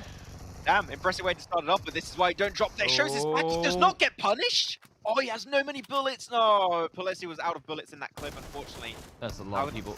Just get one knock burst. Just too many. Okay, we get it. They're not dead yet. Shoot more. Shoot more. Still moving. That's because the bullets are tearing through the body, but they don't realize that. The body's just laying there. But nope. That's how fast you can eliminate a team. And just like that, KONINA Power, a team we've been talking highly of, a team currently sat in 3rd, have been insta-eliminated from Sanhok. All the other hot drops in the other battlegrounds have stopped, except this one. If this does not deter you from stopping it, KONINA Power, or even like, Supremacy won it, so, I mean, in fairness, yesterday it never really happened, because they both landed and then ran away, and then they just fought elsewhere. But the fun thing of yesterday's match was KONINA Power pretty much instantly lasered Supremacy yesterday on that hillside out towards the west, and this was both faster and done earlier. So I guess kudos to Supremacy for wanting revenge and successfully gaining it. Maybe it was just a bait, the fact that they left Paradise Resort yesterday. It was been. like, oh, we don't want to fight for this location, and actually, like, it's a bait, we're still here, and you didn't expect us, so you just get shut down. But Dimension pushing on with the M4, maybe try and get that flush with the nade. Nah, he's just going to push it by foot. You don't know where the other player is, though, so be a little bit careful. We know he's not there, but he doesn't. He's going to get that 1 elim. Did you know that a lot of we were talking about location names and callouts and whatnot earlier. Did you know that a lot of the names on the maps of PUBG are based on, at the time, employees of PUBG? Oh, really? Yeah. So Sammy, it's spelled differently, but there was an employee once called Sammy, like Sammy. And I believe this area was, like, based off of her. So is it said Sammy? I say Sammy. Sam, I think, yeah, but just as, I don't want to say a tribute, but, as a kind of a, I guess a little tribute to her at the time. Yeah, I do remember. If I'm not, you actually met her. Nice. But yeah, I think it was Erangel that also is named of the daughter of the creator of PUBG, because it's Eren. I think it was Eren, and also she's an angel, and I think it's Erangel, and I think they changed. Okay, that's a I think I read that somewhere. I mean, I wouldn't be surprised if that was the case. I think it's cool. Wouldn't be surprised. There's a lot of fun names in that regard. in PUBG. But then again, I mean, you do have a lot of places that you have to come up with names for. I'm not sure who Barn is, but I'm sure there's someone somewhere named Barn, and even if there isn't, well then Keep doesn't care because he's just gonna find. What I can tell you is if there was a compound called Toby City, I would drop there. No. You know what? That would be the best place to be. Arguably, only arguably, not confirmed, but arguably, Max, better than La Bandita. Arguably. I wonder what okay, so in Maxtown, what would it look like? Like, what would there be in Maxtown on any given map of PUBG? What would you have there? You could even create the map, like the setting, like the atmosphere. Was it a snowy map, or was it a beach map, or like where was Maxtown? In Vikendi. In Vikendi. I love the snow. I love the snow map Vikendi. I think it's great. Where would I have it though? I think I'd replace Dino City and have like. You would have Maxtown. What would be the unique building in Maxtown? Damn, you're asking me a lot of questions. I can't think about that on the fly. I don't know. You gotta. You don't have time. We gotta cast this game, bro. You gotta be fast. You know what? I would have like a similar building to like scaffolding in military base, but I would have it shaped in an M, like just a massive M, and it looks like a villainous lair. And you can go in and it got like an underground section, and it's like just a bunch of computers and me ready to like launch the nukes or something. I don't know. I mean, you said you weren't ready to do it on the fly. I feel like that's a pretty thought-through plan you just came up with right there. You probably already have to design for it too. You know what? I've already got concept art. I'm working with the PUBG team. It's coming in the next update. It's soon. Yeah, there you go. There you go. The Maxman Town with a capital M, just welcoming everyone to disaster. We had Lionel Messi as a collab. Why not me? Yeah, well, that's my answer. Yeah, it's if one can do it, the other one can Messi as well. who? Yeah. No. I mean, yeah, you're not wrong. It's just like that. Just like that. One is famous for one thing, another one is famous for something else. And then the question becomes, which kind of fame is more important? Yeah, I think you say like one's famous. I think the other one's completely not famous when you compare it to Messi. But kind of. Yeah, I mean, no one knows who Messi is. You're not wrong. You are clearly the most famous one after the two of you. I mean, you know what? Got the World Cup in a few hours. Probably no one's going to be here. That's going to watch the World Cup. So we're safe. No hate comments today. Should be okay. No, I think I think Messi might be arguably a little more famous than you. Yeah, I think he's got like 15 more followers than me on Instagram. Yeah, around there. Million. Yeah. Shout out to Max Mans and mine Instagram, by the way. Just like we see here with Bawa, as soon as we start shouting out stuff, Marshall comes and says, guys, can you please just talk about the game? And we go, sorry, Fear. Now that you're actually starting to get kills, we will indeed go back and cast the games. I don't believe you. They didn't get an LM. Not possible. I want to go back and see if they got that LM. They probably got it. We should have a super slow-mo of that noggin and flush. It was questionable, no doubt about it. But I-47 losing 2 again. I mean, they came off, win the first game, then they get a 0-point game, and now, well, they have 2 alive with no eliminations yet, so not exactly looking good for them here. A little bit of a rough one. See if they can try and follow it up. Major Pride clan also looking to make their way through Painan, but I think they're just going to go through the southern edge. I-47, though, on the receiving edge, and that's going to be now the Nameless taking their fight versus Fear the Flame. Bimmy, we know what can happen to the team if Bimmy's still alive. So I wouldn't be too confident on this push, but right now, behind a rock, a nade would be pretty easy to hit. But Marcio going for a little bit of a wider angle. Nice nade connecting, and Bimmy instantly popped mid-air. And those reses are not coming through. The Nameless getting absolutely wrecked by Fear the Flame. Yep, we'll see here.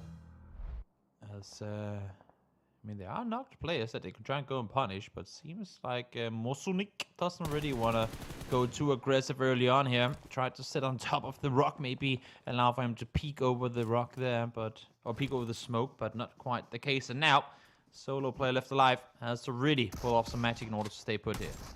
Against the DBS. Wow, you do not win that fight against the DBS at that range. But you know what? If you got 2 players, then you might just win the fight. Yeah. Fear the Flame will survive the fight and get themselves 4 limbs. What's going on? It's great. It is not too shabby. That's the way you want to get things going.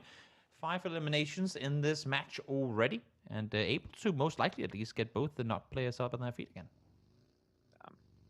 Oh, they still need to get on the move. They're going to have to move around Quarry. Not, as I said, I'm not a fan of the locations around Quarry. And you got Backs in that position, Goat a little bit further north of the position. So it can be a little bit rough, but Goat taking their own fight. And the DBS, I mean, you probably don't know the DBS has not been meta since like the start of the year, but since PMWI, like it's mega meta and everyone plays it. It's so good to see. Oh, Naruto. The extended mag on the Vector is good for one. Can't quite get the angle on the second, though, as he gets around the rock. Nice little peek from Piper to get some retaliation in. Takes down the second. No lean, yes lean. That was a good little angle he got himself for Goat. I think he still have another team just ahead of them, even further if they try and push their way through this fight. But right now, the YOCTO is going to be the one in their scope. The res should be coming through. Shouldn't be that hard, especially with the utility they're using. And the YOCTO now down to 2. What is your game plan? Because I don't think that Goat are going to be willing to share this location, so maybe you want to leave. All right, in the meantime, has been, while the rest has come through, trying to get an off angle on the YOCTO players, and now actually spots the first one. We'll see if Logist can do anything. He's going to instantly go for the rest, but he might just be punished for doing so now. Exactly. I was thinking maybe they should try and leave because Goat with a 4-man team still alive, they are not going to allow a team to survive in this location. The flush comes through, and there you go. Don't take the fight solo. You have to push as a team, but there you go. They just got so many angles. Not much you can really do. I was scared the player was going to go in solo, but no, they waited it out. Love to see it. Goat looking good so far in this game, and especially in a good position. Backs very far away from the circle, but they're going to make their way on up there. The issue right now for Gortega is that, as you can see here, his teammates are in a boat, and he's running very much on his own with the entirety of Fear in between him. It's going to serve as the anchor point for the team once they leave the boat, and I think they're going to need it. But Fear the Flame, maybe they're aware the boatation is happening. Maybe they want to gatekeep it happening on the coastline. Got to be careful, though. Foopsman also spotted out, shut down by Emulate. A little bit tough to really flush it. I mean, no, they're chasing it down, but the rest of SSQ are just way too far. So yeah, Foopsman, unfortunately, no redemption arc for you. This is going to be the end of the line. Sure is. Oh, Safe, no. wanting to get the flush, but nope, not going to happen. Oh, no.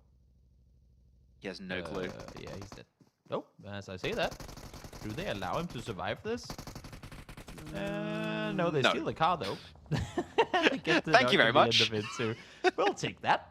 Much appreciated. Major Pride Academy netting themselves the first elimination of this match on a team who, I mean, for a Void came in without really having done any scouting and any chance of scouting, and unfortunately lose one there.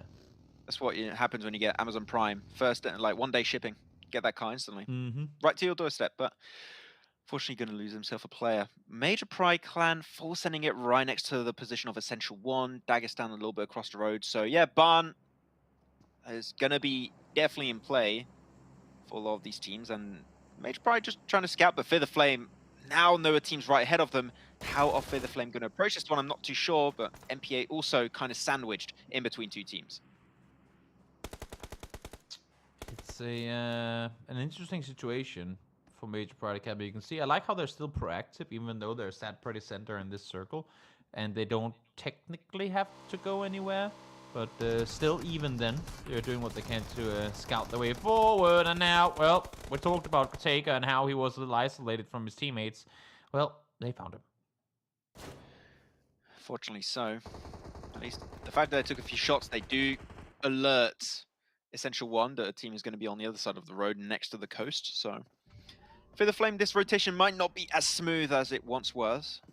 I'll see if they can maybe transition a little bit further in. Backs, at least the 3 players that were going for the boatation do make it on mainland. I mean, the 2 players now that were in the boatation do make it to mainland. But Dagestan, Sadira's trying to gatekeep it. You got Major Pride Clan. So I'm not sure Backs can really make it a lot further in this game. I think this might just be the end of the road. Unless if the next circle, which there's still 40 seconds until we see, unless if that circle just hard, like super hard shifts northwest, maybe that's gonna bait the focus of the other players to prioritize wanting to move towards the circle. But then we remember that it's Sanhok and the circle damage doesn't really matter. Exactly, you can just heal it up if you've done the med strat. Or you can just eliminate a team that has been looting meds and just take that's it. Also and plan, now it's your strat. Yeah. I remember we saw that happen in so many tournaments where a team would drop in, Same, they get all the meds there because it's the best position to get meds, and the team would always gatekeep that team. Like they would chase them down, get all their meds, and just do the heal strat afterwards. I don't remember which team did that, but it is a strat. If you know which teams go for the heal strat, and you take them down, you go with the meds, you can pull it off yourself. Yep. Well, we'll see now. So, well, I said Northwest On the Hard opposite. I said Away from Northwest backs. Hard Shift, and there you have it. So maybe backs will be allowed to get a footing in, and in the meantime, I think if you're fair, like you're still 4 alive, this is your chance to rotate west. You like to do the wide rotates. This is your chance to wrap towards the west and play in from there. Just want to do it on a pretty speedy occasion, the essential one. All right, inside the position. The setup from Influence is there. He is solo, so if I were him, maybe don't take the fight. Just feed the information over to the 2 other teammates of Pride. Ask him to maybe come back, because you don't want to take a 1v4. They just move by. Yeah. Good info obtained. Able to feed that across to your teammates. Issue is you're the one closest to the circle, so maybe don't move too soon. Backs able to find 2 off of that spray. Okay. That was pretty impressive. Mandarin on fire with that one. Maybe trying to get himself a 3rd. Fear the Flame, like, silencer, a little bit harder to really spot out where the player is shooting from, but unfortunately now engulfed in the blue. 29! He's got 29 first aids. He is going to live a very, very long time. Is that what it said?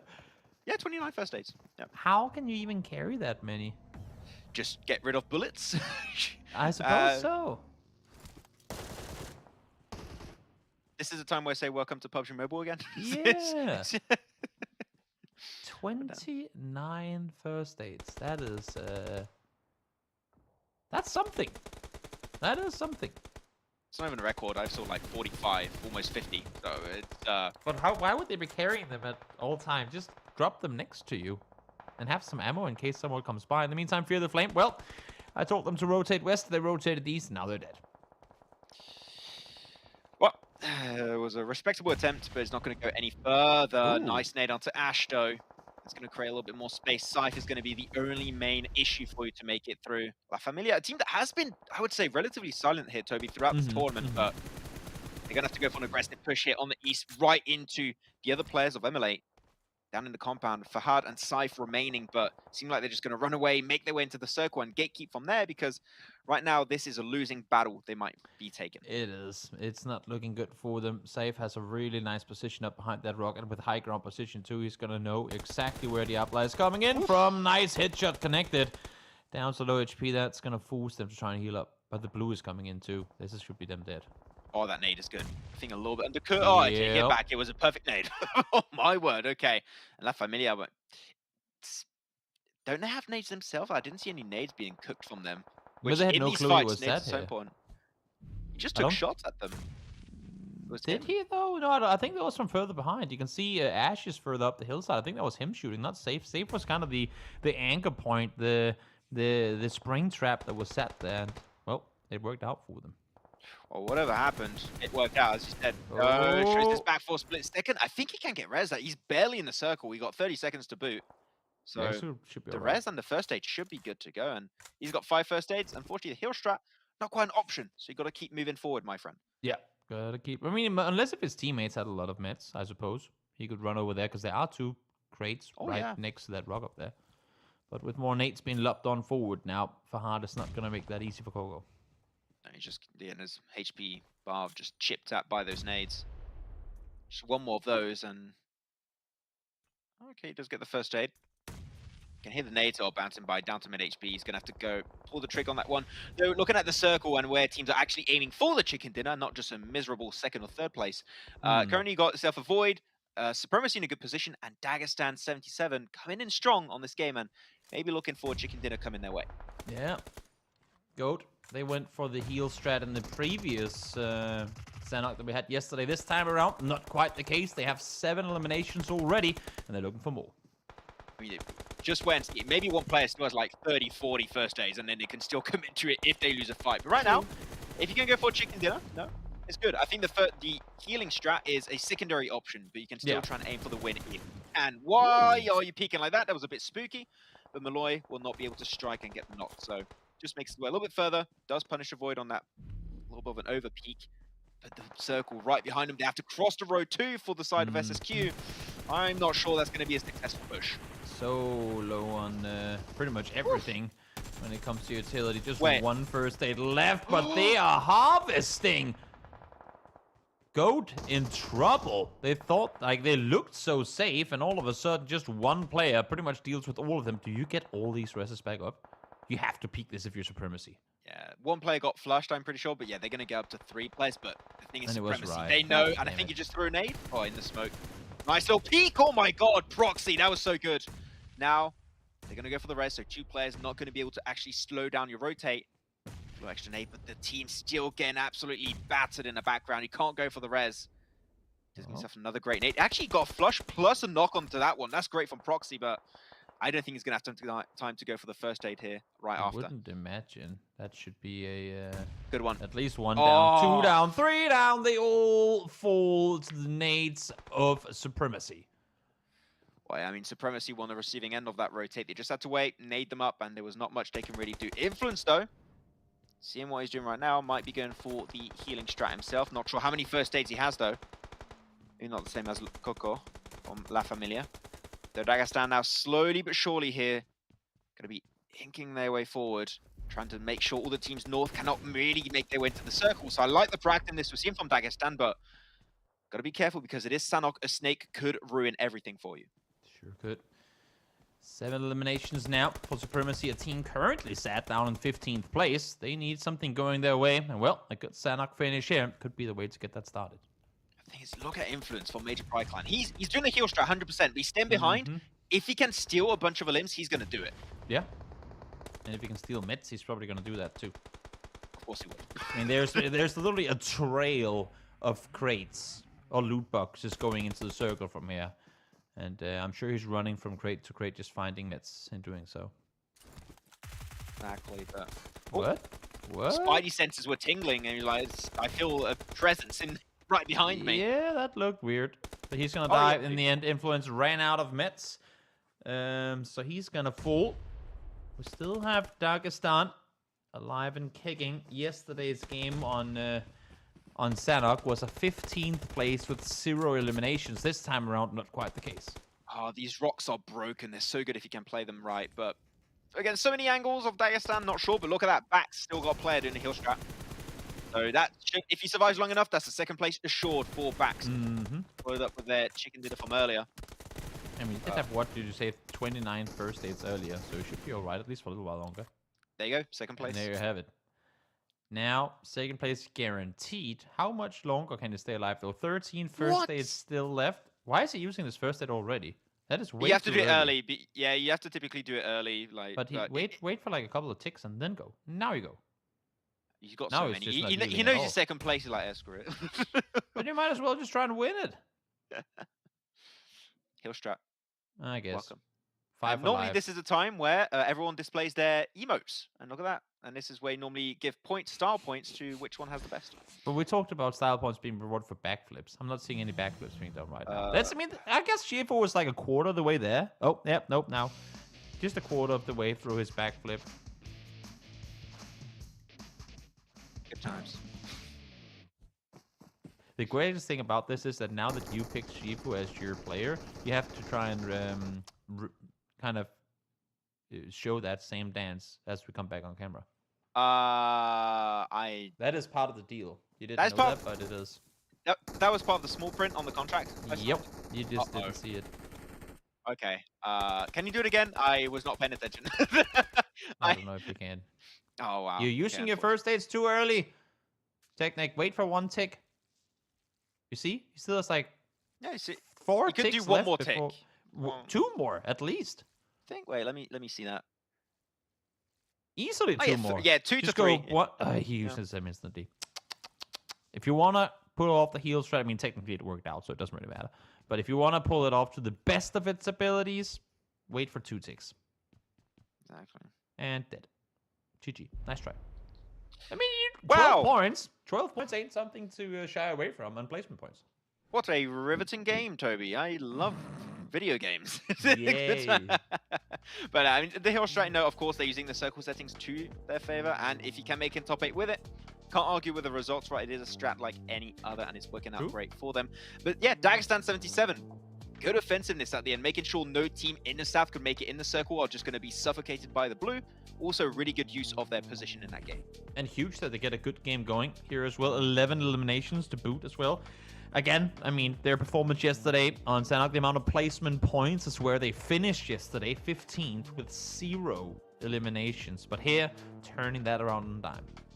CN Supremacy started off once again in 16th position at the start of the day. Now 18 points on board, definitely going to help them rack up a few extra placements potentially as we look at the leaderboards later on after the break. But Bax, you know, I was a little bit skeptical because they had themselves that chicken dinner at the start, then themselves that big drop off in the second game. Here, get himself a second place. Sure, it's a heel strap, but still got to count it as some decent points going Bax Esports way. And Major Pride Clan, which are, I have the impression, always close to this top 5, if not in the top 5. So they're just constantly present in these matches. Oh yeah, even when, like, even the games that go against them, they still manage to rack up double-digit points. That is, I mean, that's pretty damn impressive. But for KONINA, again, down in the 0-point club. And with some of these other teams that really needed the points now starting to rack them up, that's, it's a little worrying. It's looking rough for KONINA Power. I mean, they were one of the favorite teams going into this tournament, like hands down, no questions asked. They clearly were. But seeing how things are going so far, I'm not saying they're in a position where they're in danger of not being in the top 8. They still are normally in a good position. But if it keeps seeing this trend happening for them, like there is a chance, there's a world where KONINA Power do not make it through the league stage, which that would be a massive upset in this event. Yeah. And this is Sanhok for you. You don't get that many eliminations on this map because there's simply too many opponents nearby and around you. So the top fragger is Proxy with just 4. I wouldn't be surprised if we don't see anyone set above like 700 damage either. Because again, I mean, whenever fight is close quarter combat, you just don't rack up the same amount of points. Whereas to when you're sat on a distance with the DMR with little to nothing to risk for yourself, it's so much easier to just like harvest damage in the early game. I'm not sure if you have that with Kalaris too, when he says, you know, you've got your Sanhok numbers, kind of when you guys have Sanhok, so kind of Sanhok-esque numbers here, but 800 damage total. That's right actually on the money. That is above what I was expecting. Proxy able to rack up quite a bit there. Yeah, definitely a big standout this game. I mean, you want to see GOAT perform really well. I mean, it wasn't Ray, you know what? It's still a player from GOAT of the team from Ray, so there's still a good presence. And Essential One, I think this might be the first time we see one of their players being up on these point rankings, so good to see a little bit of life imbued in the team. No doubt about that. Dagestan, 11 eliminations off of just 8 knocks. I mean, they were kind of harvesting and cleaning out the west side of the server there in the end of the game, but smart rotations coming through from them to claim the victory. I love how usually on this graphic we look at first and second place team, not backs.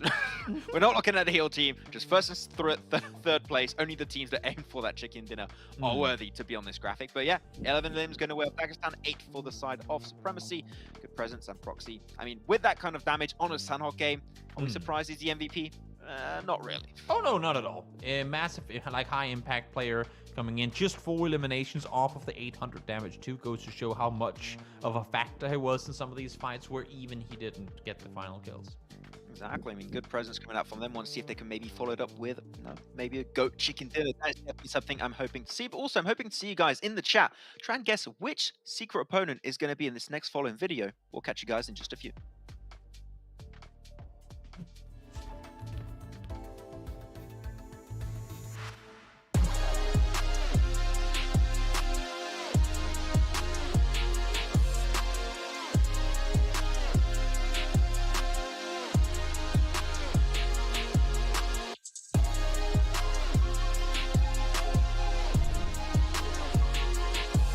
In the final second of this fight, he's able to stay alive, and oh my god, he gets to run over, but what is going on? They don't get the cover from the northern side either, because now we will have to move Michigan bring those nades straight from Virtus Pro going down as Big actually is getting involved. It looks like the other half of Big are still up on top of this island though. Mihi going through spray onto Matic. Navi gonna be losing one. Of course he's gonna be spawning lower on the ground, but he needs to pick up more of these points. He got 6 already. They have 11 kills. Wait a second. That's insane. That is a lot of kills. I mean, that's 66 points right there, and maybe some team wipes as well. And I don't know what's going to happen, by the way, with the team wipe points. Does it only apply?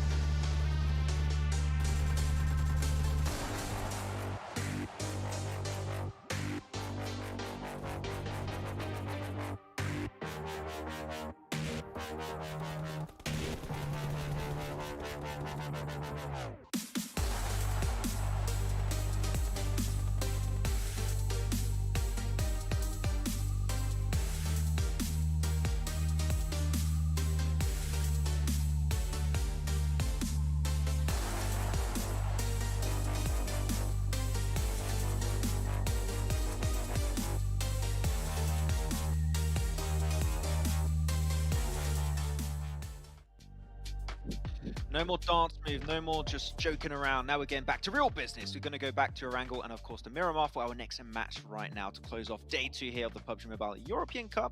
And I got to say, we have some teams at the top still doing relatively well here, Toby, but some teams at the bottom have started to slowly rise up in the top 8, and things are a lot more tighter than what it was like yesterday. It sure is, with KONINA continuing to not really do the same that we saw yesterday. It's the climb for the top spots are surely becoming much more feasible for some of the teams further down the line. Exactly. Interesting to see if they can back it up with even more consistent results. Hopefully we can see something like what Bax has been doing, get himself some more decent points every single match. He'll strat or not, doesn't matter as long as you bring back the points. But 111, once again, lengthening a little bit that gap against the rest. And I mean, Major Pride Clan and Dagestan 77 here, Toby, are in a league of their own right here. I mean, Major Pride was 18 points ahead coming into that previous game, but Dagestan just said, no, you're not. And now they're just 3 points up. But then from there, it's 31 points down to third. I mean, that is completely insane. Exactly. I'm surprised the KONINA Power are able to still hold on to that third place, despite, you know, as we mentioned, like sometimes bringing home those 0-point matches. But I think it's because you have that sponge effect where Major Pride Clan and Dagestan are getting so many points, and a lot of the teams at the bottom are somewhat starting a little bit of a jump start in their own rankings, like we've seen for Scream Squad. They are finally in, I think, for the first time, maybe in top 8. I don't know if they were the last game, but yeah, could be. Could be. I think they were on the card. They might actually have been in 7th in the previous one. But either way, it's good to see them get their way up here, because coming into today, they were 7th and 11th. So massive. Like, they're already more than doubled the points they had yesterday, with 2 games still left to play. So a huge performance from Scream Squad here. Oh yeah, they're 31 after yesterday. So yeah, they're actually more than doubled. So yeah, Scream Squad, I mean, the step up we wanted to see from every team, but from them, they definitely did bring it on the table. And Avoid currently still... when have we not seen Avoid on that limit of 7th, 8th position? They're always serving as like the entry point into the top 8. But yeah, currently, I mean, it's consistent. But if you're still in this position towards the end of tomorrow, you're gonna start sweating bullets at the end. Avoid are like, you know what? We were told by the casters that we just need to get 8th place. So why? I mean, if you succeed on a B+, why go for an A+? You know? Yeah, and it's like when they say you got to do a 30-page report, and you do exactly 30-page report, exactly, like on the line, and then that's it. And that's what I used to do. So I definitely respect what Avoid are trying to bring to the table on this. But looking onto the second page, hopefully very soon we'll see which teams are currently still hoping to make their way into the top 8. And currently, the potential is still there, but I got to say that you got some teams that have just not been able to back up their good results, like YOCTO. They get a good game, and it's still dead last. Actually, I didn't think it was going to be that bad, but 16th place with 28. Oh, not looking great. I mean, they've been outside of the top 8 in pretty much every single match so far. So definitely need to see them get something going. But even having said that, I mean, 1 win, 15 points. That is them flying up the leaderboard. And then that's even without eliminations. That would shoot them into 11th, if I'm not missing my math. A little more than that, like with a couple of eliminations too.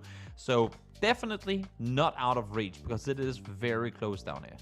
The thing is, of course, you will jump up pretty significantly if you get a chicken dinner for YOCTO. Even not a chicken dinner, just a top 3 would be good. But you want to be back in that race. And right now, you have to get elimination. They are out of the race. They just need to put himself a live-in chance by giving himself a very strong result.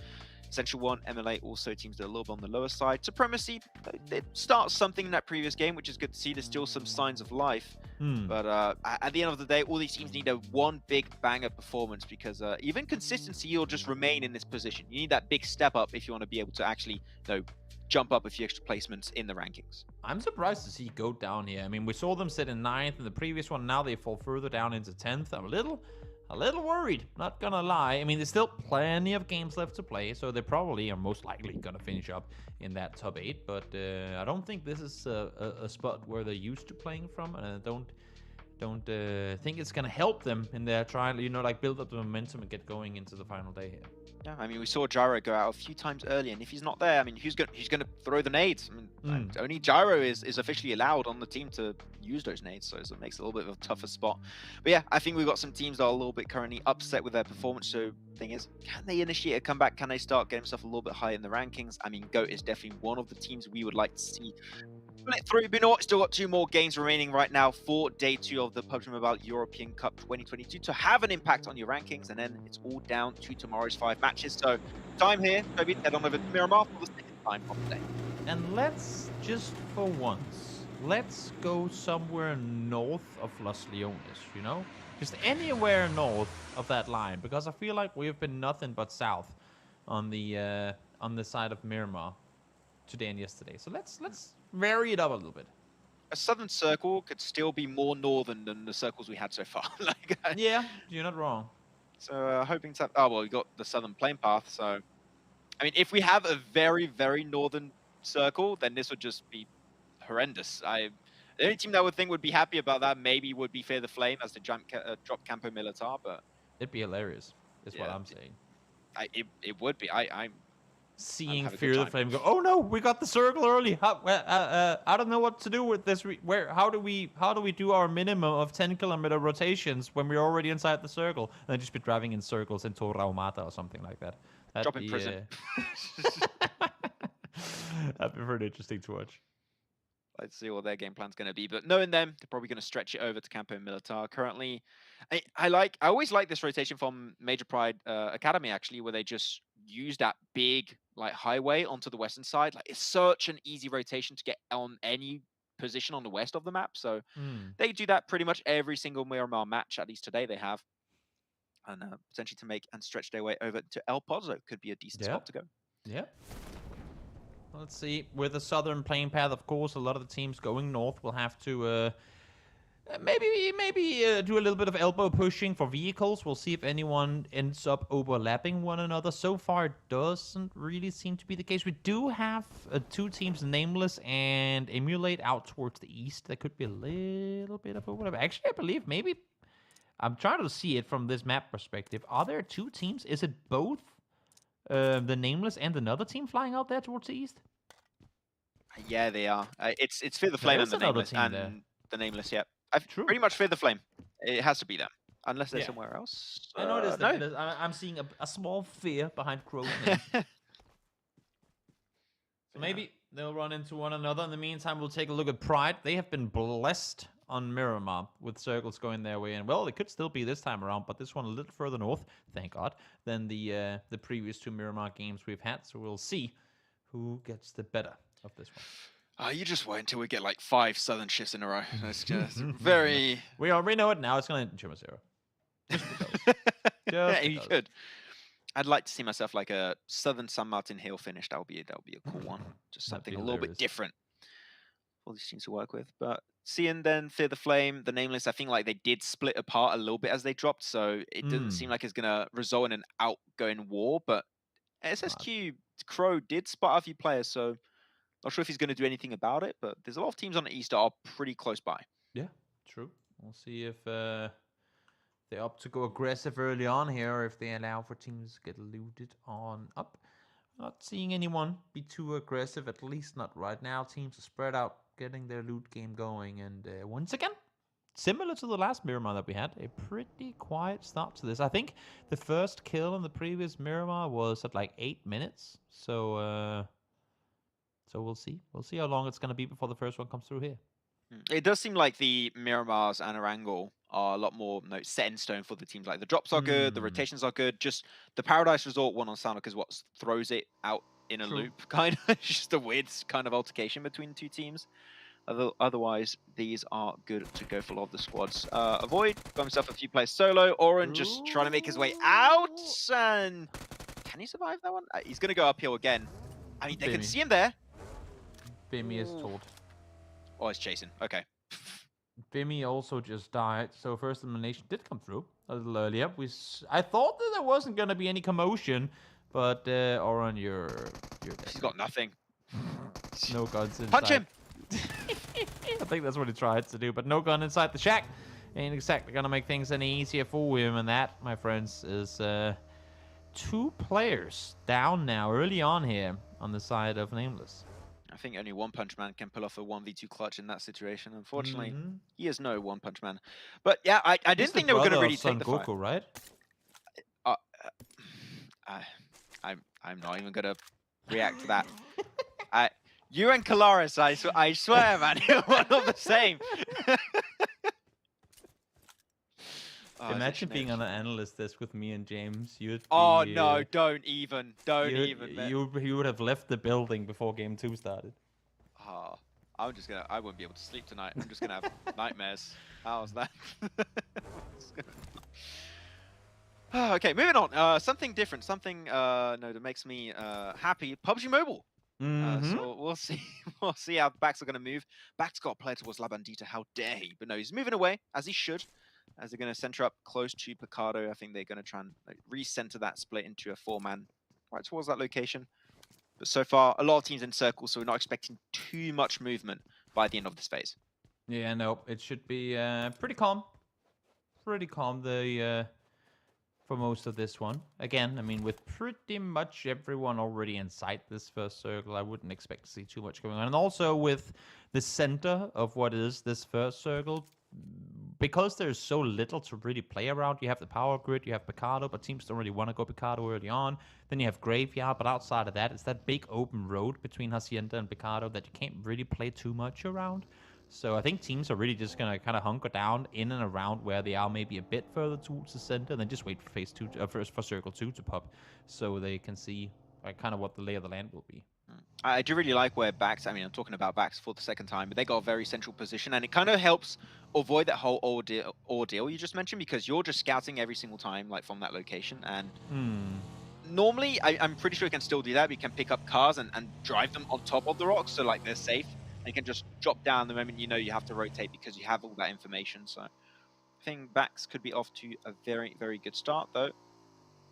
Got some La Familia also trying to make their way a little bit closer into Power Grid. Power Grid is surprising because YOCTO's got this 2-2 split, which I think is maybe a little bit overzealous. Now the backs are nearby. So as long as they're aware, team is there, you're not giga safe. I mean, that's the thing for me. I don't mind splits as long as you, I like to say, have a fire escape. You know, as long as you have some sort of exit strat in case you get pulled up on. And that is, I mean, for starters, parking your cars in a spot from where you can easily get to them and not have them like we're seeing here with Sania, like kind of parked into a building in a way where they can't get out. This is much smarter. Park them in a spot where you can easily drive it out. Like whenever I see someone sit alone in a split compound and then have their buggy parked with the head straight into a wall, I'm like, you're gonna have to spend at least 5-6 seconds getting that car away, or that. That's not optimal either, because I think that was the only vehicle they had available, so that's a little unfortunate. But whenever I see that, I'm like, that is not the way you want to split these positions. You got to be smart about it, and it seems like right now at least, YOCTO is pretty well set up. Yeah, I think I saw one of their cars actually aim towards that direction, so it seemed like they're listening to Sensei. It's Sensei good Toby. To see smart playing. Good to see smart playing. Still can't hear the car though. I'm sure the viewers can too. They're really, I think they're really trying to get it out of that dip earlier. The only way would be to nade it or have someone crash into it, which I think someone did. I'm hearing acceleration. Yeah, which that's should a be good the sound sign that something is moving. Yeah, sound of progress. Yeah. Not too bad. Now I'm hearing a lot of collisionings and collisioning. That is now a word, by the way. It's always interesting with a little background music to people looting. Still getting there. At least you know that they're moving, they're rotating, so something's happening. So I'm hoping it's a good rotate. They're even shooting 2 now. So lots going on, it seems. But you know what? Phase 2 is about to show up very soon, so we're going to hear a lot of extra moving cars around the battlegrounds. See how things are going to be panning out. And Dagestan, I believe Dagestan also have one player on that high ground south of San Martin, so just extra little bit of information that can be fed their way, I believe, from that spot. And it centers up a little bit more over to the western side, but all these positions, like most teams are still in circles, so I don't think much is going to happen this phase either. Just the teams northeast, like SSQ, the Nameless, and Fear the Flame, will really have to start getting forward in the circle. Oh, circle. Power grid is where we go. And as you're saying, Fear. Okay, so how do you expect Do we see a fear all the way south of Los Leones, but rotation coming through here? That would be the way that fear does it, right? They got to reach that 15,000 mile quota. So Exactly. I mean, it would be in all rotation to make it fairness, happen. they did get the first 7 already, let alone driving towards where they are. That's true. So they have already gotten half of that through. Curious to see where they're up to approach this one from, though. That's true. Trying to make their way. I mean, there's so many good entry points too. You could just go for. I mean, the eastern side, you got some good high ground positions towards Graveyard. You can use those as like scouting temporary locations, and then you can start initiating even further rotations. Like, there's a lot of potential there. I'm just intrigued to see which one they're going to go with.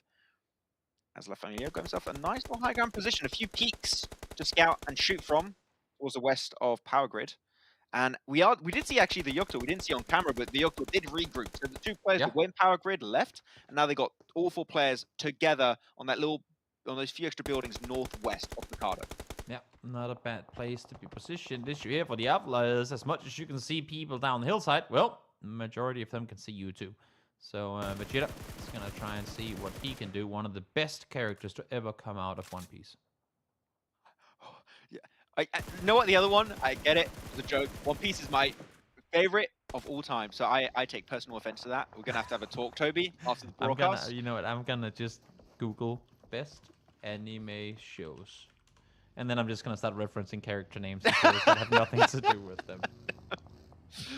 Oh, end me now. Fine. Oh, I don't know what sick games the PUBG Mobile team. I mean, you initiated this yourself. I never even thought of anime shows, but then you were talking, I really like anime shows. And I'm like, well, this is a chance for me to do something stupid. I did give you like a weapon of mass destruction. You really did. You really did. Let's see now. Speaking of mass destruction, Sadira peeking on forward, using the same type of rifles that they do in Attack on Titan. That was my segue. Not this quickly. You can't do that like, okay, every once in a while, that's fine, but let me time to like, heal from the previous one. And in the meantime, Kaido.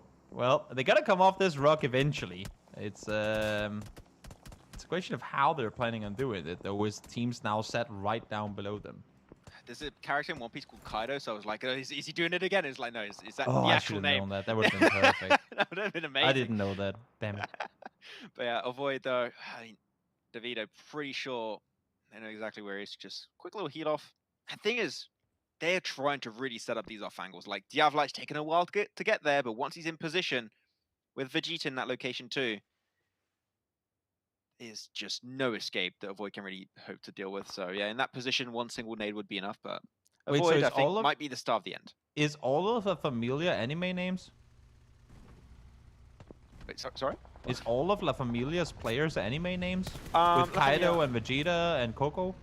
I mean, Kaido's not written the same way, so I would have to say no, unless it's someone Probably not then. Do not know. In the meantime, though, Circle has gone towards the north, taking a break on the anime names just for a moment. Don't worry, chat. I will get back to it. Don't worry.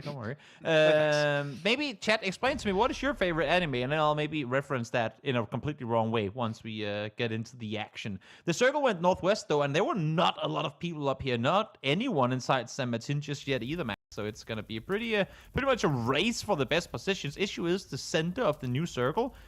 There's really nothing you can play around. Yeah, it's going to be a bit rough if you try and play center. But right now, I do appreciate the speedy rotation from Dagestan, but unfortunately, it was not meant to be, as one player, Zadira, instantly gets naded, so their position is now going to be contested, though. Can they get the res of Zadira, or is the flush going to happen? I think that, yeah, no, okay. No. I don't know what, I was way too hopeful for the location he was in, to be honest, so fair enough. Yeah, it's not looking good. Vegeta, I feel like, has been, I don't want to say too unpunished, but the fact that he's been prone here for the better part of the last 10 minutes, that's a little wild to me. Oh, that was a nice nade. That's what happened. Okay. It's a prologue to that fight, but yeah, I don't know what they're really hoping to do. They've just got too many angles. You can't escape. Though, what could help you out is if another team third parties and stops La Familia from peeking. Like that would give you a little bit of breathing space, but even then, I don't know how they make it out. Crucial kills, eliminations, coming through from La Familia, though. I mean, they're sat all the way down, now tied for 14th, 15th, but again, 2 eliminations thus far in this match with more potentially to come. It's a much needed time to finally start to get things going. I mean, the thing is, this fight, it's okay if it takes some time, but in the next phase, like, this is not going to be in circle anymore. I mean, unless you have the hardest shift ever, Southwest, but normally it shouldn't be. That means that La Familia is going to have to end it. So if they can end it the sooner, the better, because they can already start thinking about the next circle shift. But right now, they're kind of like forced to stay here and hold down the void. It's gone quiet a little bit. Again, as these rotations are coming through, we are seeing multiple teams in and around Power Grid, and we're, for now, keeping our eyes down here towards La Familia, trying to contain multiple teams. Bauer trying to wrap around this position. I like the disengage here. They're trying to lead it. Not really a fight you have any interest in taking. It's not in circle, it's not a good position. Like, even if you take the fight, you're not going to gain anything position-wise. Though, here fighting around Power Grid, you're going to have not only 2 teams, 3 teams. The YOCTO are right in the southern edge, and here you go. That's good. The fact that they clear void now, they can already start thinking and reacting to the circle the moment it pops. And that's good, because they're not in it, so they need to start thinking right now. Very crucial timing for them, as you're saying. They need to start moving on forward. Pride, in the meantime, up towards the north. They're already inside the circle, but they have their fair share to deal with Goat right next to them. Oh, Supremacy there, another fight. Just going to be doing ping pong all over the place because you've got so many fights that are starting to turn forward as teams are fighting for positions to hold on to. And Supremacy is just not meant to be. Shifu from that radio tower gets himself a great shutdown. And now, slowly but surely, they're going to be able to clear maybe even the last player, I think, from Fear the Flame up north of their location. And if they can do so, they will be the only remaining team on that high ground position on the east. And that is always a good position to be into. But Pride, as you said, playing the northern side of Power Grid, taking their own fight versus Goat.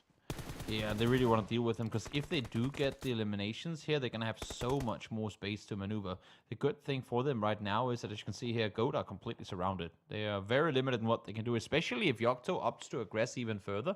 The rest does come through, but I like that Pride is being so proactive here.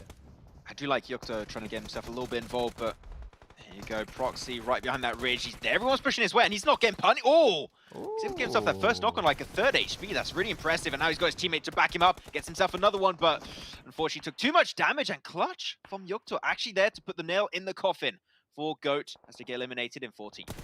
Yep, able to stay put here. Pride now a little more room to maneuver. Issue is YOCTO would have heard all that, so you can only imagine that they're going to try and aggress forward in their direction too. But as I say that, not really looking like that's the case. Doesn't seem like it. Yeah, La Familia moving by, not really interested. I think they hear these shots like, yeah, we can just wide rotate to the west. There's some decent ridges we can play. Just MPA, Major Pride Academy might just be the major issue for them. Let's see. E1, they are late to the party, but they are here nonetheless. And Clutch instantly falls down their timing. Really couldn't have been any better. Yeah, I think every team does not want to play the center. I mean, as you said earlier, right, Toby, the center of this previous circle and even more this circle is rough to play. So they're just like, okay, we've got to fight for the best position south, which right now, that is Power Grid. And even if we have to take the fight, it's more worth it than just dying without even, trying to take a fight. So yeah, makes sense. True. Naruto, in the meantime, finds 2. Able to grant his team some more space, or at least allow for the team to kind of regroup in this position. Because again, they're aware that they have Pride on the other side, so they need to deal with this threat fast. Exactly. Rings. Nice angle, but comes out from behind the box, and the surprise factor is going to work out great. Naruto, nice little angle right through the smoke. I think he was the one to get the knock, so Naruto definitely a force to be reckoned with, but the rest of his team, unfortunately, can't really say the same. Logist and Rings trying to crawl their way back to safety, but those double res, I mean, that nade. Just 2 extra elimination confirmed in a whim. And I-47 still currently with 3 players alive. Couldn't make this fight come their way, but Major Pride Clan, they do not want to give that space to them. Nope, sure doesn't. Gotsu tries to spray through the smoke as well. Might as well. I mean, with so much action being heard on the other side of the smokes and seeing all the knocks, you might as well just spray through and see if you can find something. Not quite the case here, though. I do like what they've been doing, though.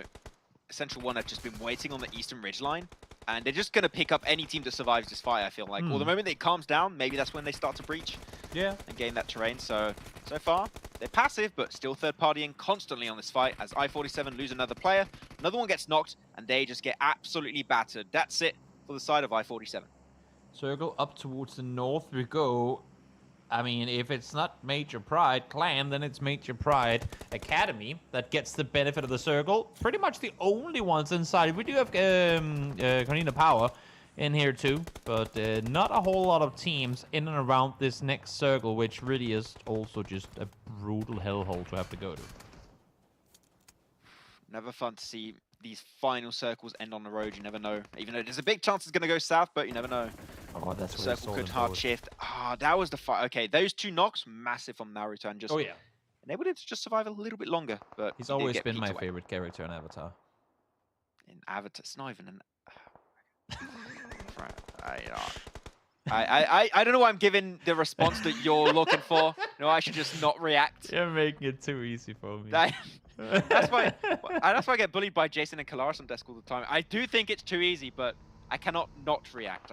Yeah, fair. We'll see. Well, KONINA Power, it's been quiet for them thus far. 0 eliminations up until this point, but they have played the circles, they have played the rotation game and prioritized that, and now there comes the first elimination on their part, and they're now sat inside the circle with a pretty good position to try and hold off the other side. Okay, MLA. This could be a pretty damn important fight depending on who takes the win. But MLA, there you go. I mean, that was a quick answer, way quicker than I initially thought. Now, no teams will be a threat coming outside of the northern side of Los Leones, so they will be safe to take full control of the north. Only Fari, I fear the flame could be an issue. Major Pride now started their descent away from power grid location, and unfortunately, it seemed like teams had too many angles for them to leave, and they already lost half of their forces. Faria trying to peek on over, spots one, but you have Major Pride Academy there ready and waiting. And they managed to find one more, so really doing a great job here at just maintaining full control towards the north. That's it. I love this massive split too. Even if you find yourself a decent hiding spot, because of those angles, it's going to make it so hard to really survive the wrath of MPA. So, Backs off to a decent start in this game. 6 eliminations to their name and looking to maybe even further that lead pretty significantly. From that angle, they just got a lot more clearance, but they lost a player. It's going to make it a little bit harder to go for their next altercation. I mean, the Backs turnaround today has been absolutely phenomenal. They start the day in 15th, and now, for the first time, they breached their way into top 8. Crucial plays coming through from them, and still alive here. 6 eliminations already, looking at the 7th as Shiva falls down. Himself some nice presence. Dagestan 77 also going to be the next team to fall on down. They had pretty decent buffer point from that previous match, so not going to be too scared for them. These circles just continue to go north. I mean, yeah.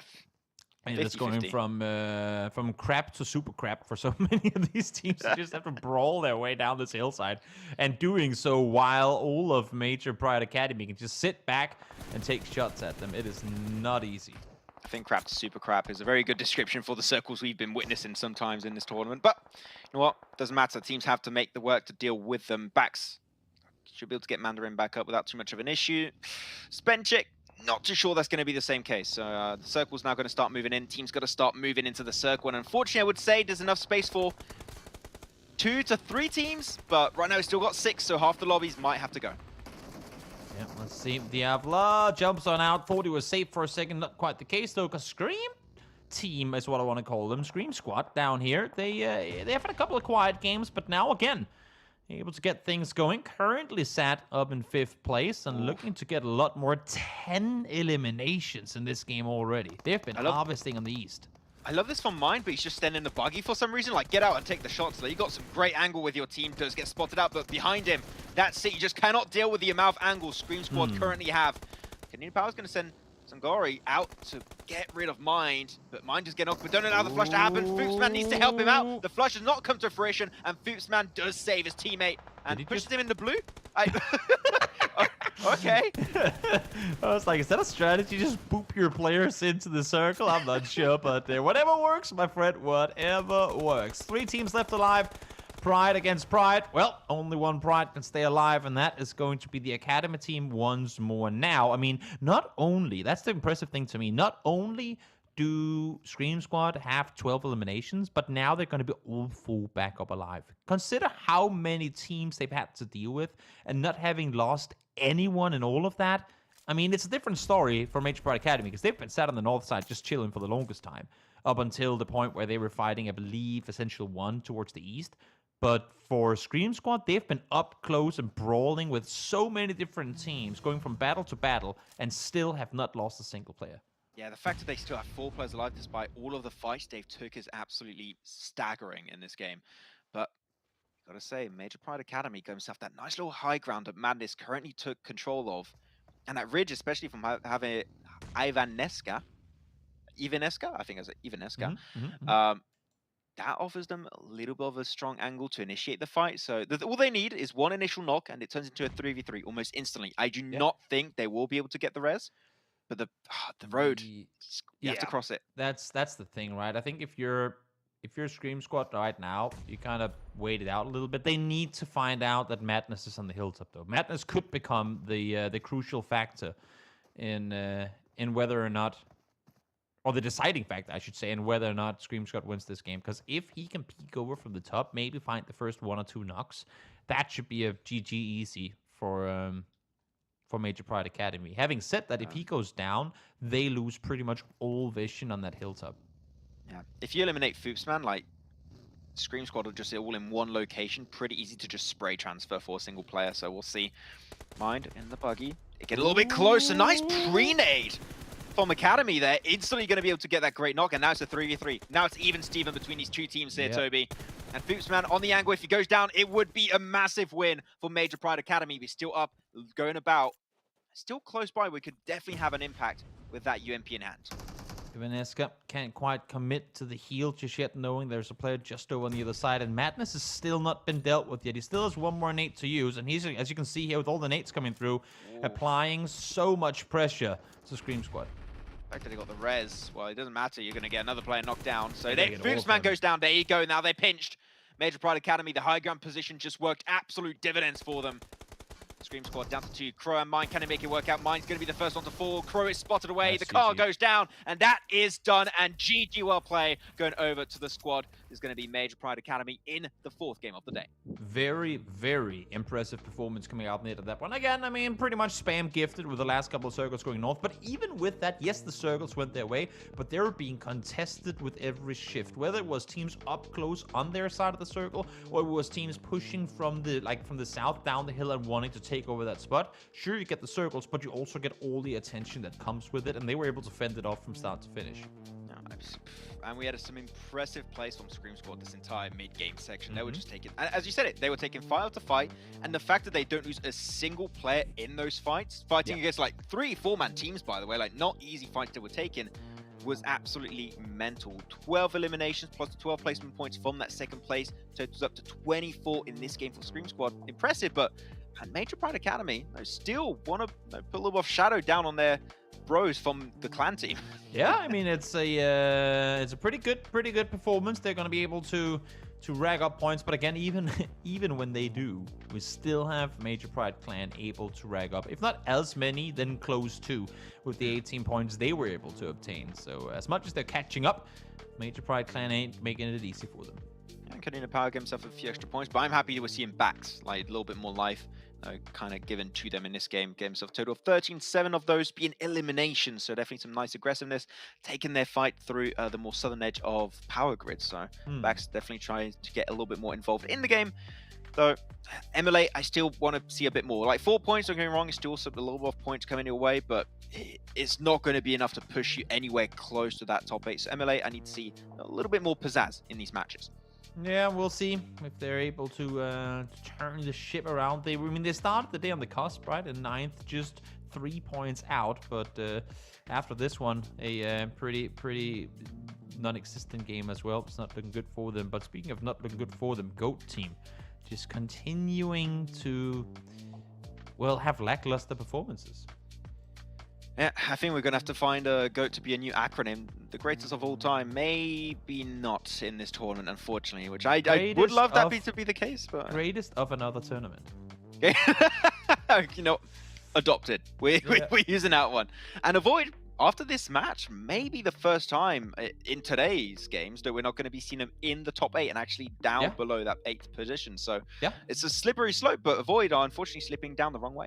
It is. It's not easy for them, but also I think the first game we've seen them with 0 eliminations. Like even the games where they didn't get placement points, they would get a lot of elims anyway. So this one a bit of an anomaly in terms of how they've been performing over the last 2 days. Yeah, I mean, looking back on yesterday's games, their lowest was like, it's still a 1 elimination game. They got 2 of 1 elimination games, but they are a team that normally when they do have a little bit of a steamroll position, they tend to get themselves some big elimination games. So we haven't seen that yet, unfortunately, but we definitely know this is a team that can bring it back home if needed. Looking at the most eliminations scored in this game, it's going to be Malloy from Scream Squad, and we knew it was going to be a player from Scream Squad, but Malloy really the one to set it up for the team. Yeah, phenomenal performance again. I mean, the way that they were sweeping in from the east, kind of backfilling a lot of the fights that went on. They were just really, really wise in their timings and the third-party engagements. They were never really the teams most at risk in a lot of the fights that they took, but the timings of their pushes and Malloy's ability to find a lot of these flushes too here was really, really good. And we kept talking about Madness's high ground position. That's a little bit of a mouthful. To the end, I think that really set up the team of Major Pride Academy for success in the first place. So he really made things work out. And Dimension, it's for some reason always able to find his way in the most damage dealt. I mean, there's a reason Major Pride Clan are sat up on the top. It's because of the damage output from some of these players. Academy, though, will be the ones to sit in the comparison after that win there. Scream Squad, though, damage dealt almost 2,000. Solid game from them. Looking at the Nox numbers, that's a very funny number. But it goes to show, right? That I know what you were doing there, but I'm not gonna fall into that trap. Nice. They have 3 more eliminations than Nox. Goes to show again, when you're in third party, you're able to steal some of the Nox away from other teams that got the Nox initially, able to kill steal or elimination steal, I suppose. A lot of those points, and those points are really gonna matter a lot in the fight for top 8. Yeah, doesn't matter how you get the points, as long as you score them, that is all that really matters. If you can make it in top 8, that is what these teams are going to be aiming for. And you know what? There's only one more game remaining before we end day 2 here of the PUBG Mobile European Cup 2022, so stick around to catch it up.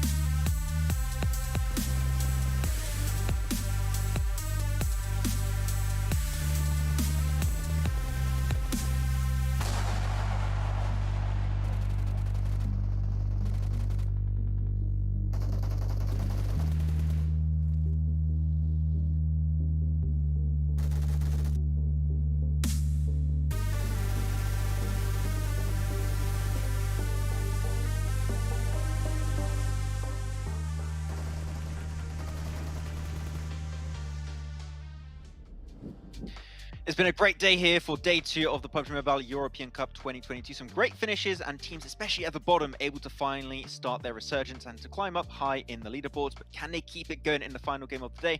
We'll have to see. Once again, my name is Maxman, joined with Toby for the final game, and on Erangel, back there once again. And it does seem like, you know, KONINA Power, that's where they get a major portion of their points. They're probably going to need it right now.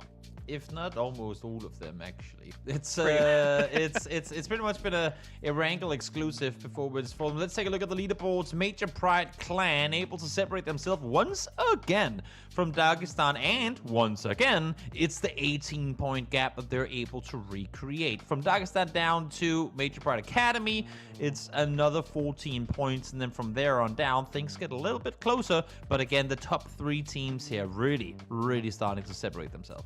I know, Toby, we keep talking about the fact that, oh, okay, top 8, that's the interesting point. You want to be in top 8 to make it in the finals, then into PMPL 2023. Like, sure, that is still a 2.5k increase from second to first place. So, you know what? Having that little bit of an extra buffer for Major Pride Clan, not too shabby indeed. They're going to be happy, but Scream Squad, I think they definitely have to be the big step up of the day. Like, clearly compared to all of the other teams hit them and backs, but Scream Squad more specifically, they just like flipped a switch and now they're like aggressive mode, like times 10,000 compared to yesterday. And I'm loving it. Like, it's so easy to them, it looks like, and they still keep 4 players alive until the very end. I mean, they started the day in 11th, right? And now they're sitting above KONINA. That's that's not a development of the day that I was expecting to see happen. But yeah, for sure, Screenshot able to do a whole lot with what they've been given. And actually, I mean, if you look at the eliminations and placement points and kind of compare, sitting very even in the 2. So we're always up there in placement points and always able to find eliminations with it. Now I'm even looking at the numbers. The fact that they're just barely behind Major Pride Academy and without a chicken dinner, and they have 3? Yep, like, what? That is a step up and a half we're seeing from them, so very impressive. Hopefully they can keep it up for tomorrow's 5 extra matches. Though avoid, as we said, there was a chance, Toby, that they were not going to be in the top 8, and they did just barely slip out. Still in reach, like, they're fine. It's not really like big, massive danger zone, but it is looking a little bit spooky for them. Outside of YOCTO, I think it's wild that because everyone who's been playing poorly has kind of been taking turns doing so, from Supremacy up to Avoid, like 15th up to 9th, that is just one good game. Like, we're saying 16 points here. That is just one good game, and all of a sudden you're back in the game. So even, I mean, for any of these teams, no one's out of it just yet. La Familia, I think in this bottom part of the leaderboards looks like the most quote-unquote wasted potential. I mean, not really, but like in a sense that they get 31 placement points, and you can see in the games like they're trying to go for off angles, go for interesting rotations, like they are actually trying to do something different to stand out. But unfortunately, looking at the list, they're not able to really follow up those good positions, those good plays with the eliminations. Because if they had that, you usually want a 50-50 split of placement points and eliminations. If they had that 50-50 split, they would be at 60 points. They would be in the top 8 currently. But right now, they're lacking on the limbs. By the way, can we just talk about how Major Pride Academy has won 3 out of 4 Miramar games? Now that you say it... the thing is, right, we had that one game from yesterday where, as we said, like, kind of given to them.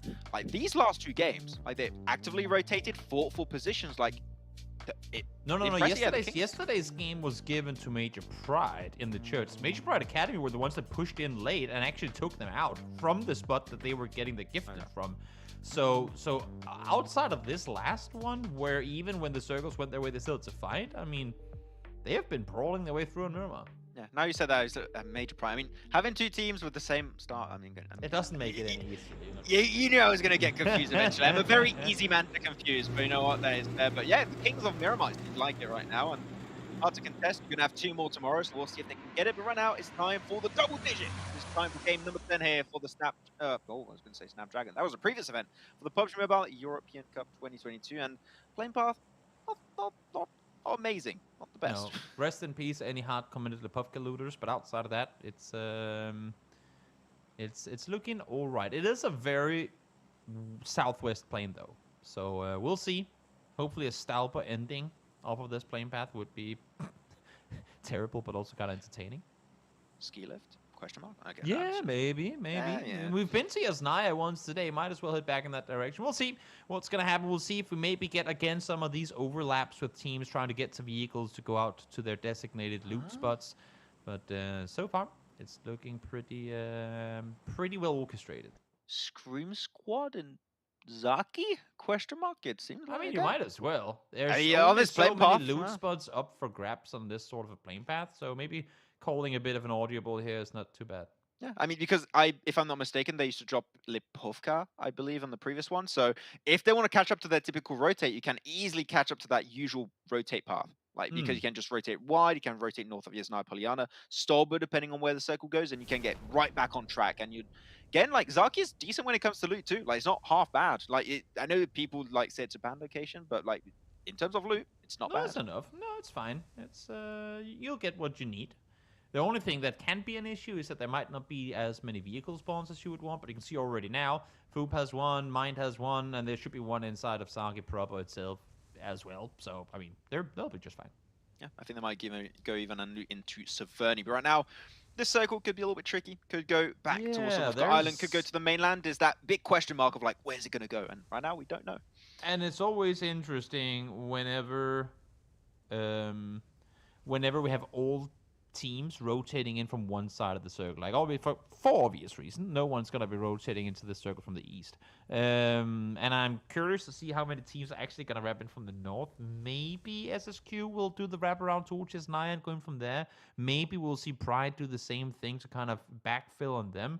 But outside of that, most teams are going to be coming in from the west. And because you have Pachinki there, like, that kind of creates a space that you can't rotate through. So there's really only so many areas you can rotate into this circle from. It's over Potato Mountain, or like the mountain just east of Pachinki, and it's down towards the south along the shorelines. I can't wait for a team like, Goat or Fear the Flame to get a boat and rotate in from the east and just say, like, yes. Just to prove me wrong. You know what? Again, if they do that, if it works, I am all for it. Exactly. But yeah, no, I don't expect anyone to do it. I would do it just for the memes, just for the giggles. Yeah, more than welcome to.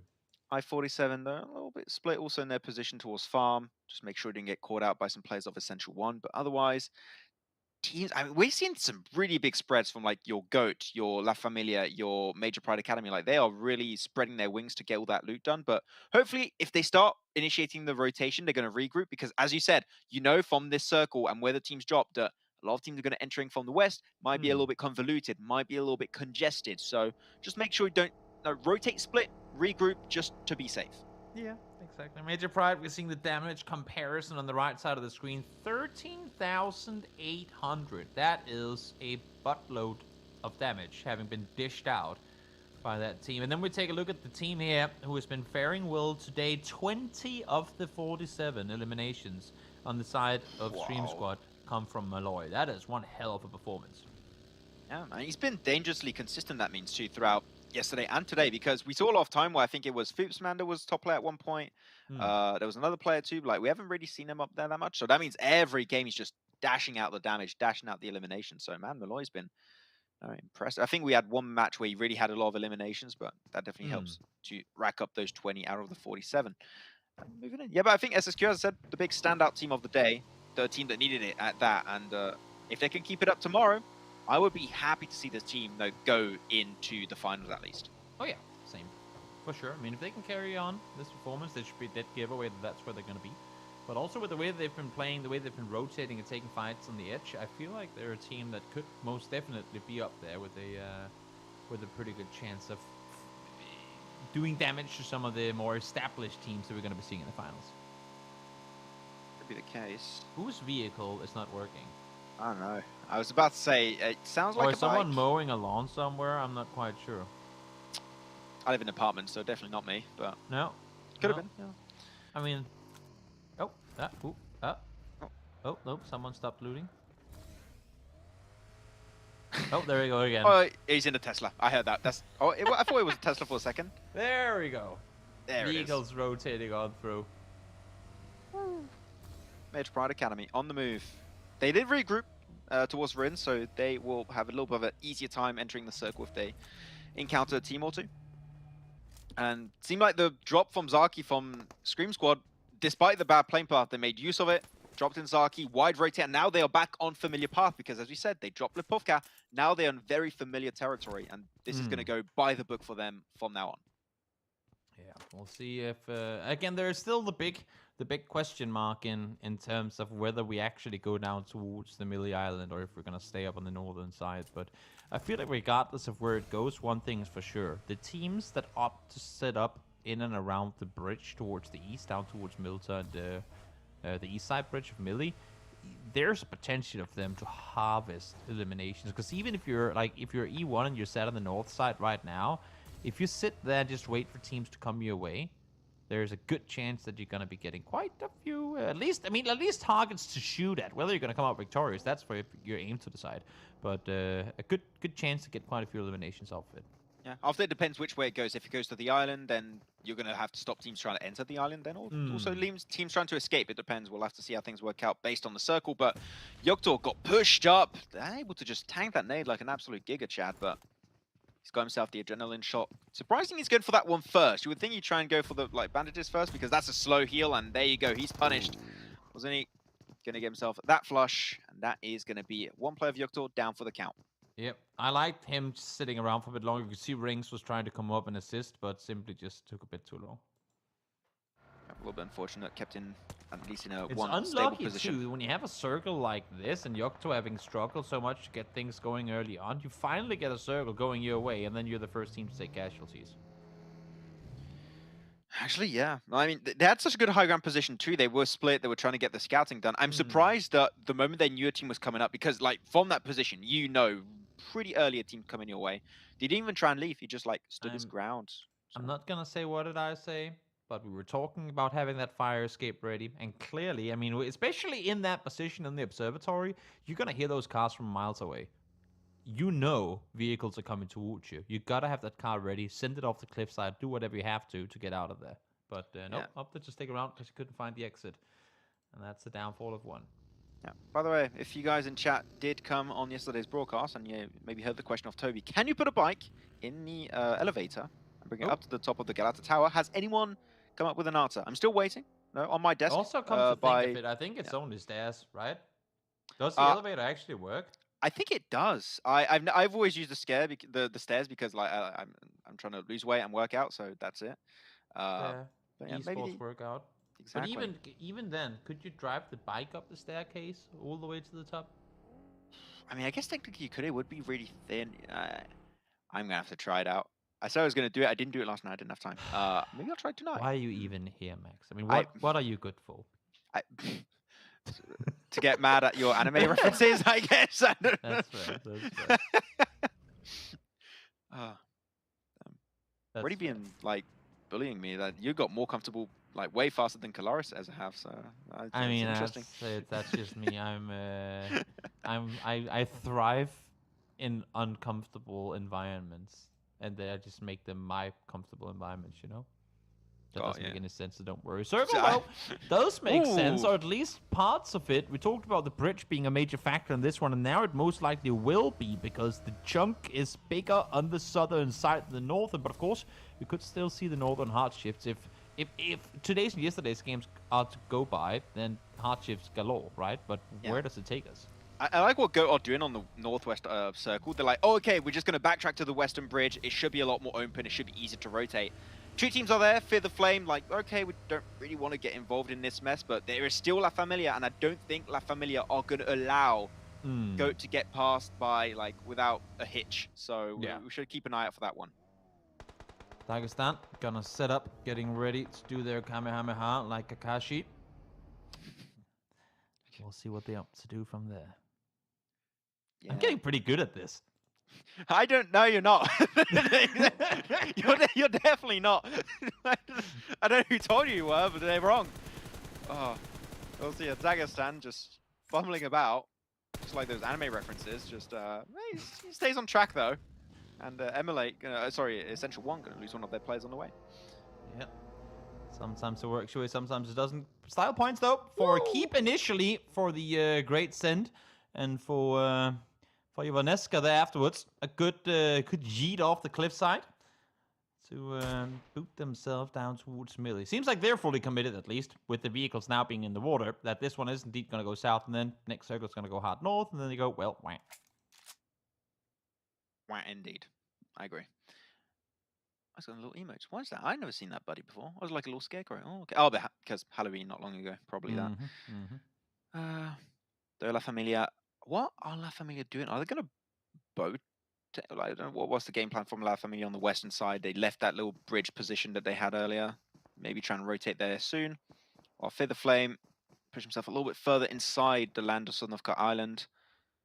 And still can keep track of, teams trying to cross by swimming. I think I-47 might do it. Supremacy might also swim their way through. Maybe even Major Pride Clan. So it's a position where you can pick up teams that are trying to go for the late rotation across the river. And I've seen a few teams in the past get a lot of eliminations from that spot. So it could be good as GOAT looking to go for the push, but La Familia still standing their ground. Right. Get back up. We need you. Proxy trying to make the push out forward, not really working either. I think they figured that, oh, okay, so everyone's going to be fighting on the east bridge. Let's go west. But they weren't the only team to think that was the master plan. And therefore, all these teams are in trouble. Nice nade, Coco. Able to take them one more. And now Piper is all that's left to defend GOAT here. Again, I mean, GOAT just struggling to get anything going. And Coco just standing still right behind that tree. I couldn't do that. Definitely not, but he can. Or Piper. I mean, really just seeing his three teammates trying to crawl his way back, like, please, but he's... No. That's a hit. Boop. What? Huh? What? We're getting baited by the observers now. I don't know how that worked out. Okay, fair enough. But Piper gets through. He's the only one, but he does. Able to get away. Unfortunately, the rest of the team not quite the case. He's going to have to try and cross on over on his own. He does have Endorphin up for resin, but nah, not going to happen. Not even going to try and go for it either. And it goes back over. Oh, man, it really goes to show, if we still saw the YOCTO not lose that position earlier, like, they would be in such a good position right now. It's still a good spot. Like, don't get me wrong, it is, but that high ground position where the Nameless are is fantastic for just getting information. You can easily rotate away from it with cars. It does feel bad, and you said it is their circle. This is pretty much their game to win. They need to get performance here. Indeed they do. Nate's locked on forward once more. Not finding the target, just a bit too far here. With I was worried for La Familia that they were sat around here for too long, not opting to go earlier. Now with Pride being right behind them, the issue is all of them outside of the circle, and with the circle having just went far east. Now is when you gotta figure, is it really worth sticking around for this long? You see them right there. Instantly goes to the first aid. Yeah, no way. As well. There you go. I mean, especially at this range, I don't know how you survive an encounter. With the MG3, your player's knocked is going to be creepy on, but doesn't really matter too much. You can easily get the res. It's phase 3 circle, but you want to speed things up because once the ticks over to phase 4, it's going to start doing a little bit too much damage, so you better be on the move and make your way through the bridge ASAP. Sure do. Back towards the circle we go. A few teams, actually quite a few teams, have already made landfall on the eastern side of the Millie Island. One of the teams yet to get here, or two of the teams I should say, the Supremacy alongside KONINA Power. What happened there? All three players got knocked almost instantly. Was that Nate? No, they just got sprayed. Just got instantly sprayed. Yeah, wow. Maybe. Just the Butcher. Fashion now out the side here, trying to get the off angle, but the tree a little thicker than what we would have wanted. In the end, though, he should fall down, and yes, indeed, there he goes. And that is Supremacy eliminated. And finally, something going the way of KONINA, but then again, it is Erangel. It's Erangel. The one map they know how to play. Exactly, it is Erangel, so it goes without saying they're going to get a few eliminations here, and also still alive as a 4-man team right now. So after maybe a good start, but they're pretty far away from the circle. What's their game plan? Go to the western bridge? Do you go to the eastern bridge? If you really think about this logically, you would think the eastern bridge would be a lot more congested, and it's still a portion of it in the circle. So they might go for the west, but the thing is, Major Pride Clan are still there, and I do not think they have that information. So KONINA going to be in for a wild ride. You would have to assume so anyway. Meantime, Shifu from a really far distance, trying to do some damage. Not going to really find anything. KONINA in the meantime as well, driving on forward. But as you were saying, I mean, they're backfilling Pride. Seems like Pride have no interest in gatekeeping. He's spotted. I mean, just Dimension was, but well, I don't know why he would stay here solo. That's no. I mean, he did lose 2 tires in his buggy. Maybe that was part of the part of the reason why he did not move further forward. Got to be careful though. Mir's right behind you. I said that blue zone starting to take a little bit too much. You can't be constantly shooting. You need to be able to also pull off the first aid. Sangori might go down to the blue. Unless he gets the first aid, I think he might. I mean, let's get one more bullet. Did they hit it? I don't think they did. But Sangori gets down to the blue. Yeah, now everyone's starting to get knocked by the blue. Again, we are in phase 4. Phase 5 coming up momentarily, and the damage is only starting to increase. So even if you start shooting, any damage done to you is going to neglect the opportunity to get the heals on through. And now these teams are really starting to feel the hurt. Major Pride clan out early on, all of a sudden, with the first team out, or the top team out. That is Dagestan. That is the academy team. That is even, KONINA Power with a chance now to catch up to the gap that they've made to themselves. Yeah, this is the one opportunity for Major Pride Academy to maybe become Major Pride Clan. Depending on how things go. It's still a lot, no point to catch up, but still, the hope is there. The dream is alive. The Nameless still that good high ground position. I do not believe at this point in the game anyone would be willing to contest that location. Ballsy of uncontested for the remainder of this game. Madness. Lots of these little high ground positions. We saw it last game, but this time actually contested by Reflect. He's going to act on that. Definitely close the gap, but he's the only player there for his team. With this new circle having just popped, I can't help but think of how nice this game would have been for YOCTO had they fortified the observatory earlier. That was big. Yeah. I mean, not necessarily one shot, but they're one shot at least getting closer, because this could have been a great way to finish off the day. Not quite the case, though. At least to put them in the race, right, for a potential spot in top 8. But I mean, 16th, you're going to end the day with 29 points. The team that's above you in 50th is going to be with 42. Potentially even like twice that many if in the middle of tomorrow's matches. Like, I mean, you said they were potentially out of the race, and I got to say, with a game like this slipping right through their fingers potentially, I'd have to say, what it takes. Europe is still possible in the 5 matches of tomorrow. Now, so who knows? Yeah. Juro, one of the highlight players from I-47.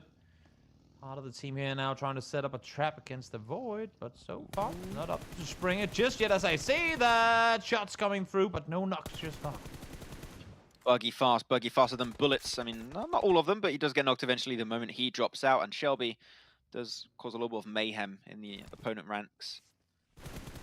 Does have his team a little bit further. This is a big split from I-47, but he's got 7 nades in hand. You know what that means, Gyro. It's nade time. Go on, do what you do best. Nade it up. Get those 2 extra limbs on the side. Well, he has been successful in doing so thus far. In the meantime, now, though, Pass able to just full speed send it through the middle here. Make his way further forward. Still alive and kicking. But maybe not kicking so much right now. We've also seen in the picture-on-picture on the bottom right side of the screen that Dagestan finally went for the push onto YOCTO, and their potential good game ends up being a almost horrendous one, as I think that was a 0-point game. So, oof, tough times. That is not the way you wanted the final game of the day to go down. Same thing for Scream Squad here, who finally started to get things going. But then again, I mean, even with a bad final game, they still really had a good performance overall on the day. So definitely can be proud of the performance today. And now all the teams on the northern edge, they're going to start going down one by one until like potentially 2 to 3 teams remain. It's not the easiest entry point. And then you got the teams like Fear the Flame, the Nameless, KONINA Power are just chilling. I mean, we have 26 players alive. There's 1 player in the southern half of the circle, and that's Fache, who's rotating in a vehicle right now. Everyone else is set up towards the north. That is insane. I don't know for how long, though. It seems like a lot of them are going to go down, like Major Pride Academy. They're the first one to fall in that northern edge fight. I would like to see some good fights happening from MLA. Like, this is a team that's been relatively silent this entire tournament. The potential's there, but not sure how far they can actually go. Back's also taking their own fight, but the thing is they're split. I mean, not even split, he's solo. That's the biggest split you could potentially pull off. And he's just going to try and heal it off. Yeah, not going to be easy. Only got 2 first aids to work with as well, so has to make the run. Eventually will be able to get that first aid off, but after that, full speed forward or nothing. Dagestan, knowing that the first place team is eliminated, and the third place for that matter as well, they will try to really optimize this performance here, the final game of the day. And Dagestan's been looking super aggressive this game, up to already 5 eliminations and looking to rack up a few more if they have the opportunity of doing so. I'm surprised. KONINA Power, do you just send everyone towards Fascia, or do you try and like reduce the numbers of northern teams by just standing your ground in the northern edge? I do wonder, but so far it does seem like they want to commit to that 2-1 split. The thing is, Fascia, a team is going to be full sending it on this position. The Nameless looking to claim the south. Yeah, I mean, and for the north side of this, Dagestan, they're just denying any sort of entry for the teams to try and cross the road here. Nice positioning from them, and down towards the south, Nameless, slowly making their way on in, but they have Fear right in front of them. Yeah, they just hunted Fascia away. So he's just going to go regroup with the rest of his team right now. Still hope for potential chicken dinner, but Fear the Flame, a team that has been all about rotation, all about their macro plays, but I want to see if they can be aggressive in these final moments here, Toby, to get a chicken dinner, because that would really help Fear the Flame solidify their position by the end of today. That would be massive moral boost for them heading into day number 3. Definitely. We'll see.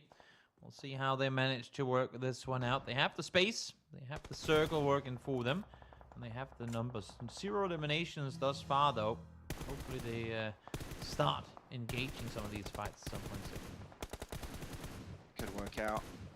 Where's it going to be shifting, though? Because this shift is going to have major impact. If it moves away from the compound, that could be a huge repercussion circle. The I-47 will fall. Only 5 teams currently remaining. Now the placement points are really going to rack up, and it's right on Fear the Flame. And that 2-2 split was great. Might want to try and start thinking of regrouping as a full team. But the thing is, you're going to get pinched. You've got a team south, a team north, a team to the west. This is rough position for Fear the Flame. Yep, Sadia trying to peek on over. Able to find Mir, but there are 2 more opponents right over the top. Can he peek on up? Get the good peek on through. Wait for them to try and reload. Can't quite hold this fire for long enough. And now the push comes through from KONINA Power. Smart timing on their part, and unlucky really for the teammates that they couldn't be much more of a factor. But of course, when you start looting in the middle of a fight, that's a sign of things going against you. The thing is, you still have Spenchik right behind Dagestan. Like, the moment he starts to shoot down, I think, and seeing the HP bar of some of the players of Dagestan, seems like there could be pretty easy work. He sees Limbo Boom on the left. He just doesn't want to be spotted. Playing the long game, goes for what could be 2 eliminations. Nice conversion, and instantly he has the information on the other player, but no, KONINA Power keeps Dagestan back in the race as backs get taken out in 5th, but that was a good save. Dagestan still have a chance through Limbo Boom.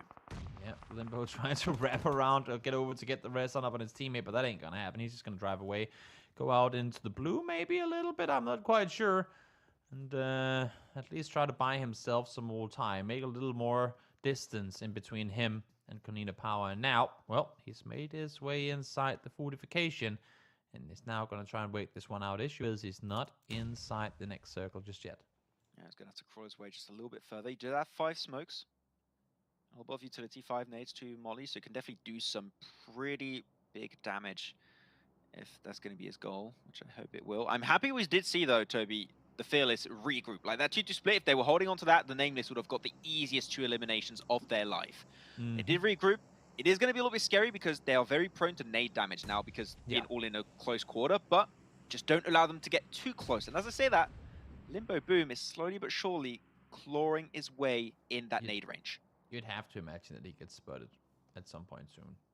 I mean, as soon as KONINA Power has to wrap on forward, there should be no way. Like, they know that he's probably back there, and even though they have lost the angle, as soon as he peeks on over, you could only imagine that the kills are going to come through the other way. They're waiting for that angle to get isolated. Now a nade comes through, and I don't even think that was actually from Limbo. I think that was from elsewhere.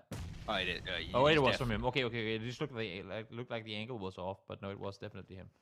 Yeah. Oh, that was the, yeah. He's used most of his nades. There you go, Molly right on top of the cannon. You wish you could use that cannon, but unfortunately, no. It's just a prop. So, still looking. But the thing is now, KONINA Power are going to be so predictable. They're forced to push their way forward in that very narrow area. So those nades could be even easier. He's only got 1 more nade, 2 mollies, but Fear the Flame finally going to get the intel they needed. Pushes him down with the MG3. Dagestan will know the end of this 5th game today. They have an MG3, and yet that was their first elimination. That's a bit surprising to me. Oh, yeah. They are arguably, arguably the most passive team I've seen in this entire tournament thus far. Yeah. I would love to know, like, you'd probably give them an M249 each, and they would use, like, 15 bullets at the end of the game in that one clip.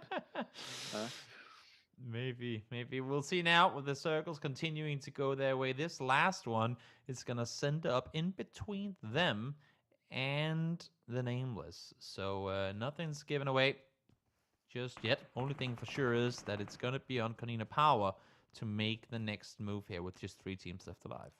the potential of this game for the Nameless is massive. They see the smokes from KONINA Power. They know a team right now is pushing in actively from the west. Knowing their location, if they can let Fear the Flame and KONINA Power fight, this would be huge because they can just third party it and pick up the pieces. But from where KONINA Power are going, they can straighten the Nameless. And that, unfortunately, Toby, I do not think KONINA Power know where the Nameless currently are. So they could be up for a little bit of a surprise very soon. Yeah, sure could. See BME sneaky peeky calling his way on forward. Marshall still got plenty of utility to work with, so he's going to lob some of that forward, but not really connecting anything just yet. Wait, whose smoke was that? I think it was his own. That blocks out so much vision. It just didn't make it over the sandbags. I think that was his own. Yeah. Oh, well, okay, there you go. You have to put yourself in danger to get information after that. You got third-person perspective. You don't really need to.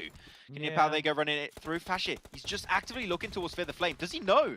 The Nameless are right there. I mean, he must have hit those shots at the end. I mean, seeing how many players are still alive, and they were the ones to clear the north on their own, you'd have to imagine that they're aware that this team on the south. They know the Nameless are there. I think they don't know BME is here.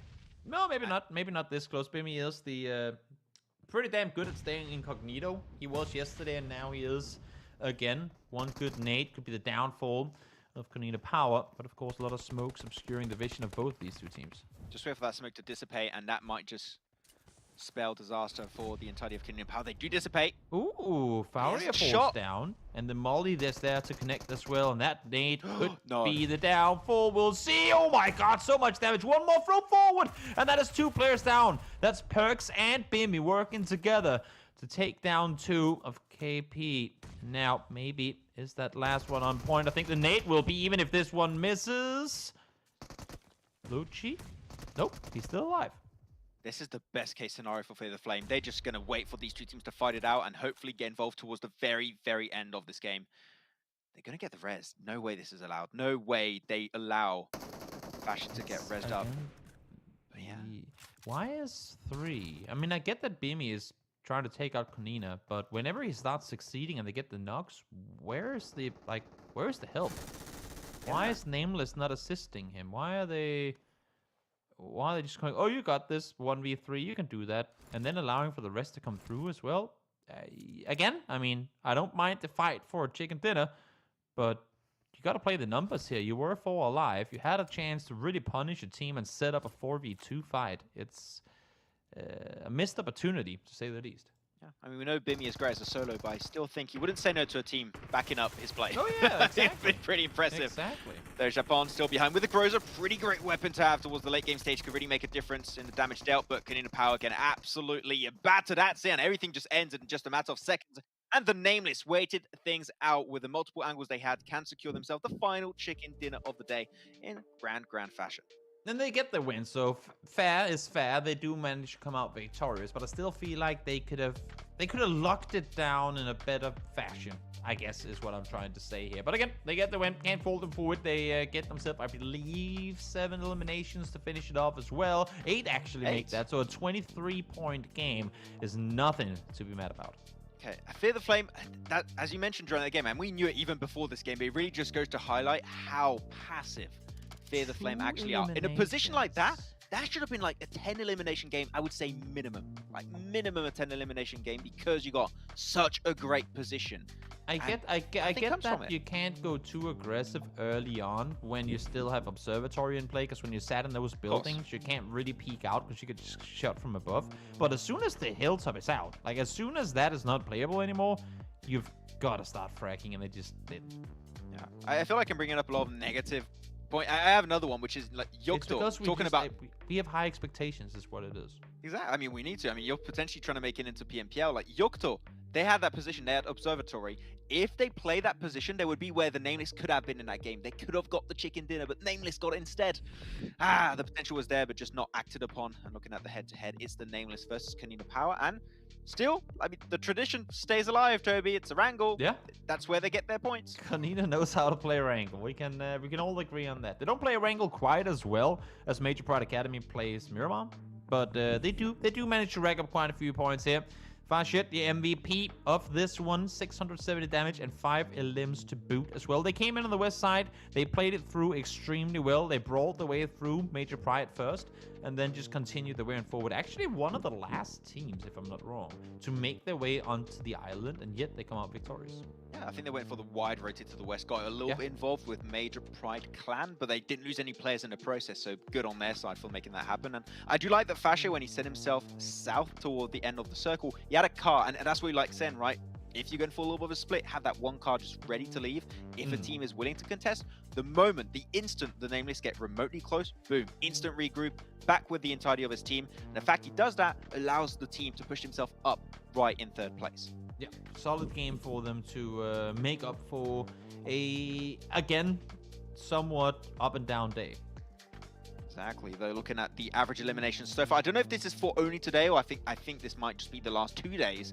Dimension is going to be your top average eliminator of the lobby. It was an average of 2.5, which, in PUBG Mobile terms, is a really, really good average to have. In any game. I mean, the fact that he's able to almost average 500 damage per game, that is completely insane. Yeah, and he's like known for being the sniper, DMR, like goat. But I can tell you, give him an M4, this guy also is going to pop off. So he can make any weapon work in very decent fashion. And of course, looking at the results of today, it was massive day for Major Pride Academy, very clearly. And as you said, like so far, Miramar, 3 out of the 4 Miramars coming their way. Absolutely goated team on that battleground.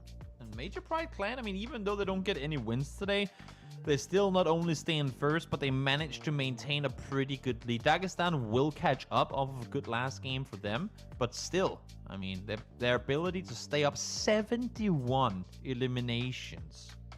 That is insane. Especially with teams below them, Def, like 2 chicken dinners for Dagestan, 3 chicken dinners for Major Pride Academy. Like, they are actively, not only when they get chicken dinners, like was that one massive chicken dinner from day one, they're just consistently getting themselves decent placement points, decent eliminations. Like, consistency in a lobby like this, it's such a scary prospect. And they just keep performing every single game. Even in their quote-unquote bad games, compared to a lot of the teams in this lobby, they're actually really good. And that's the scary part. Like, their bad games are actually really good in this lobby. Yeah, it's definitely a team that not only you should be looking out for, because I mean our eyes are hot fixed on them, but also coming into the finals, I think they will definitely be able to stand up against some of the best coming into the finals. Exactly, fear the flame. That's all you need, man. And we said it right, Toby, the entire time. One single game that could be what puts you in contention for that top 8 position. And look at that, fear the flame, the team that was not really talked about too much when it came to that race to top 8, but this one big, massive last final game of the day puts them up in 9th position with 68 points total. Don't get me wrong, would still really like to see more eliminations, but you know what? It could be enough for the top 8 right now.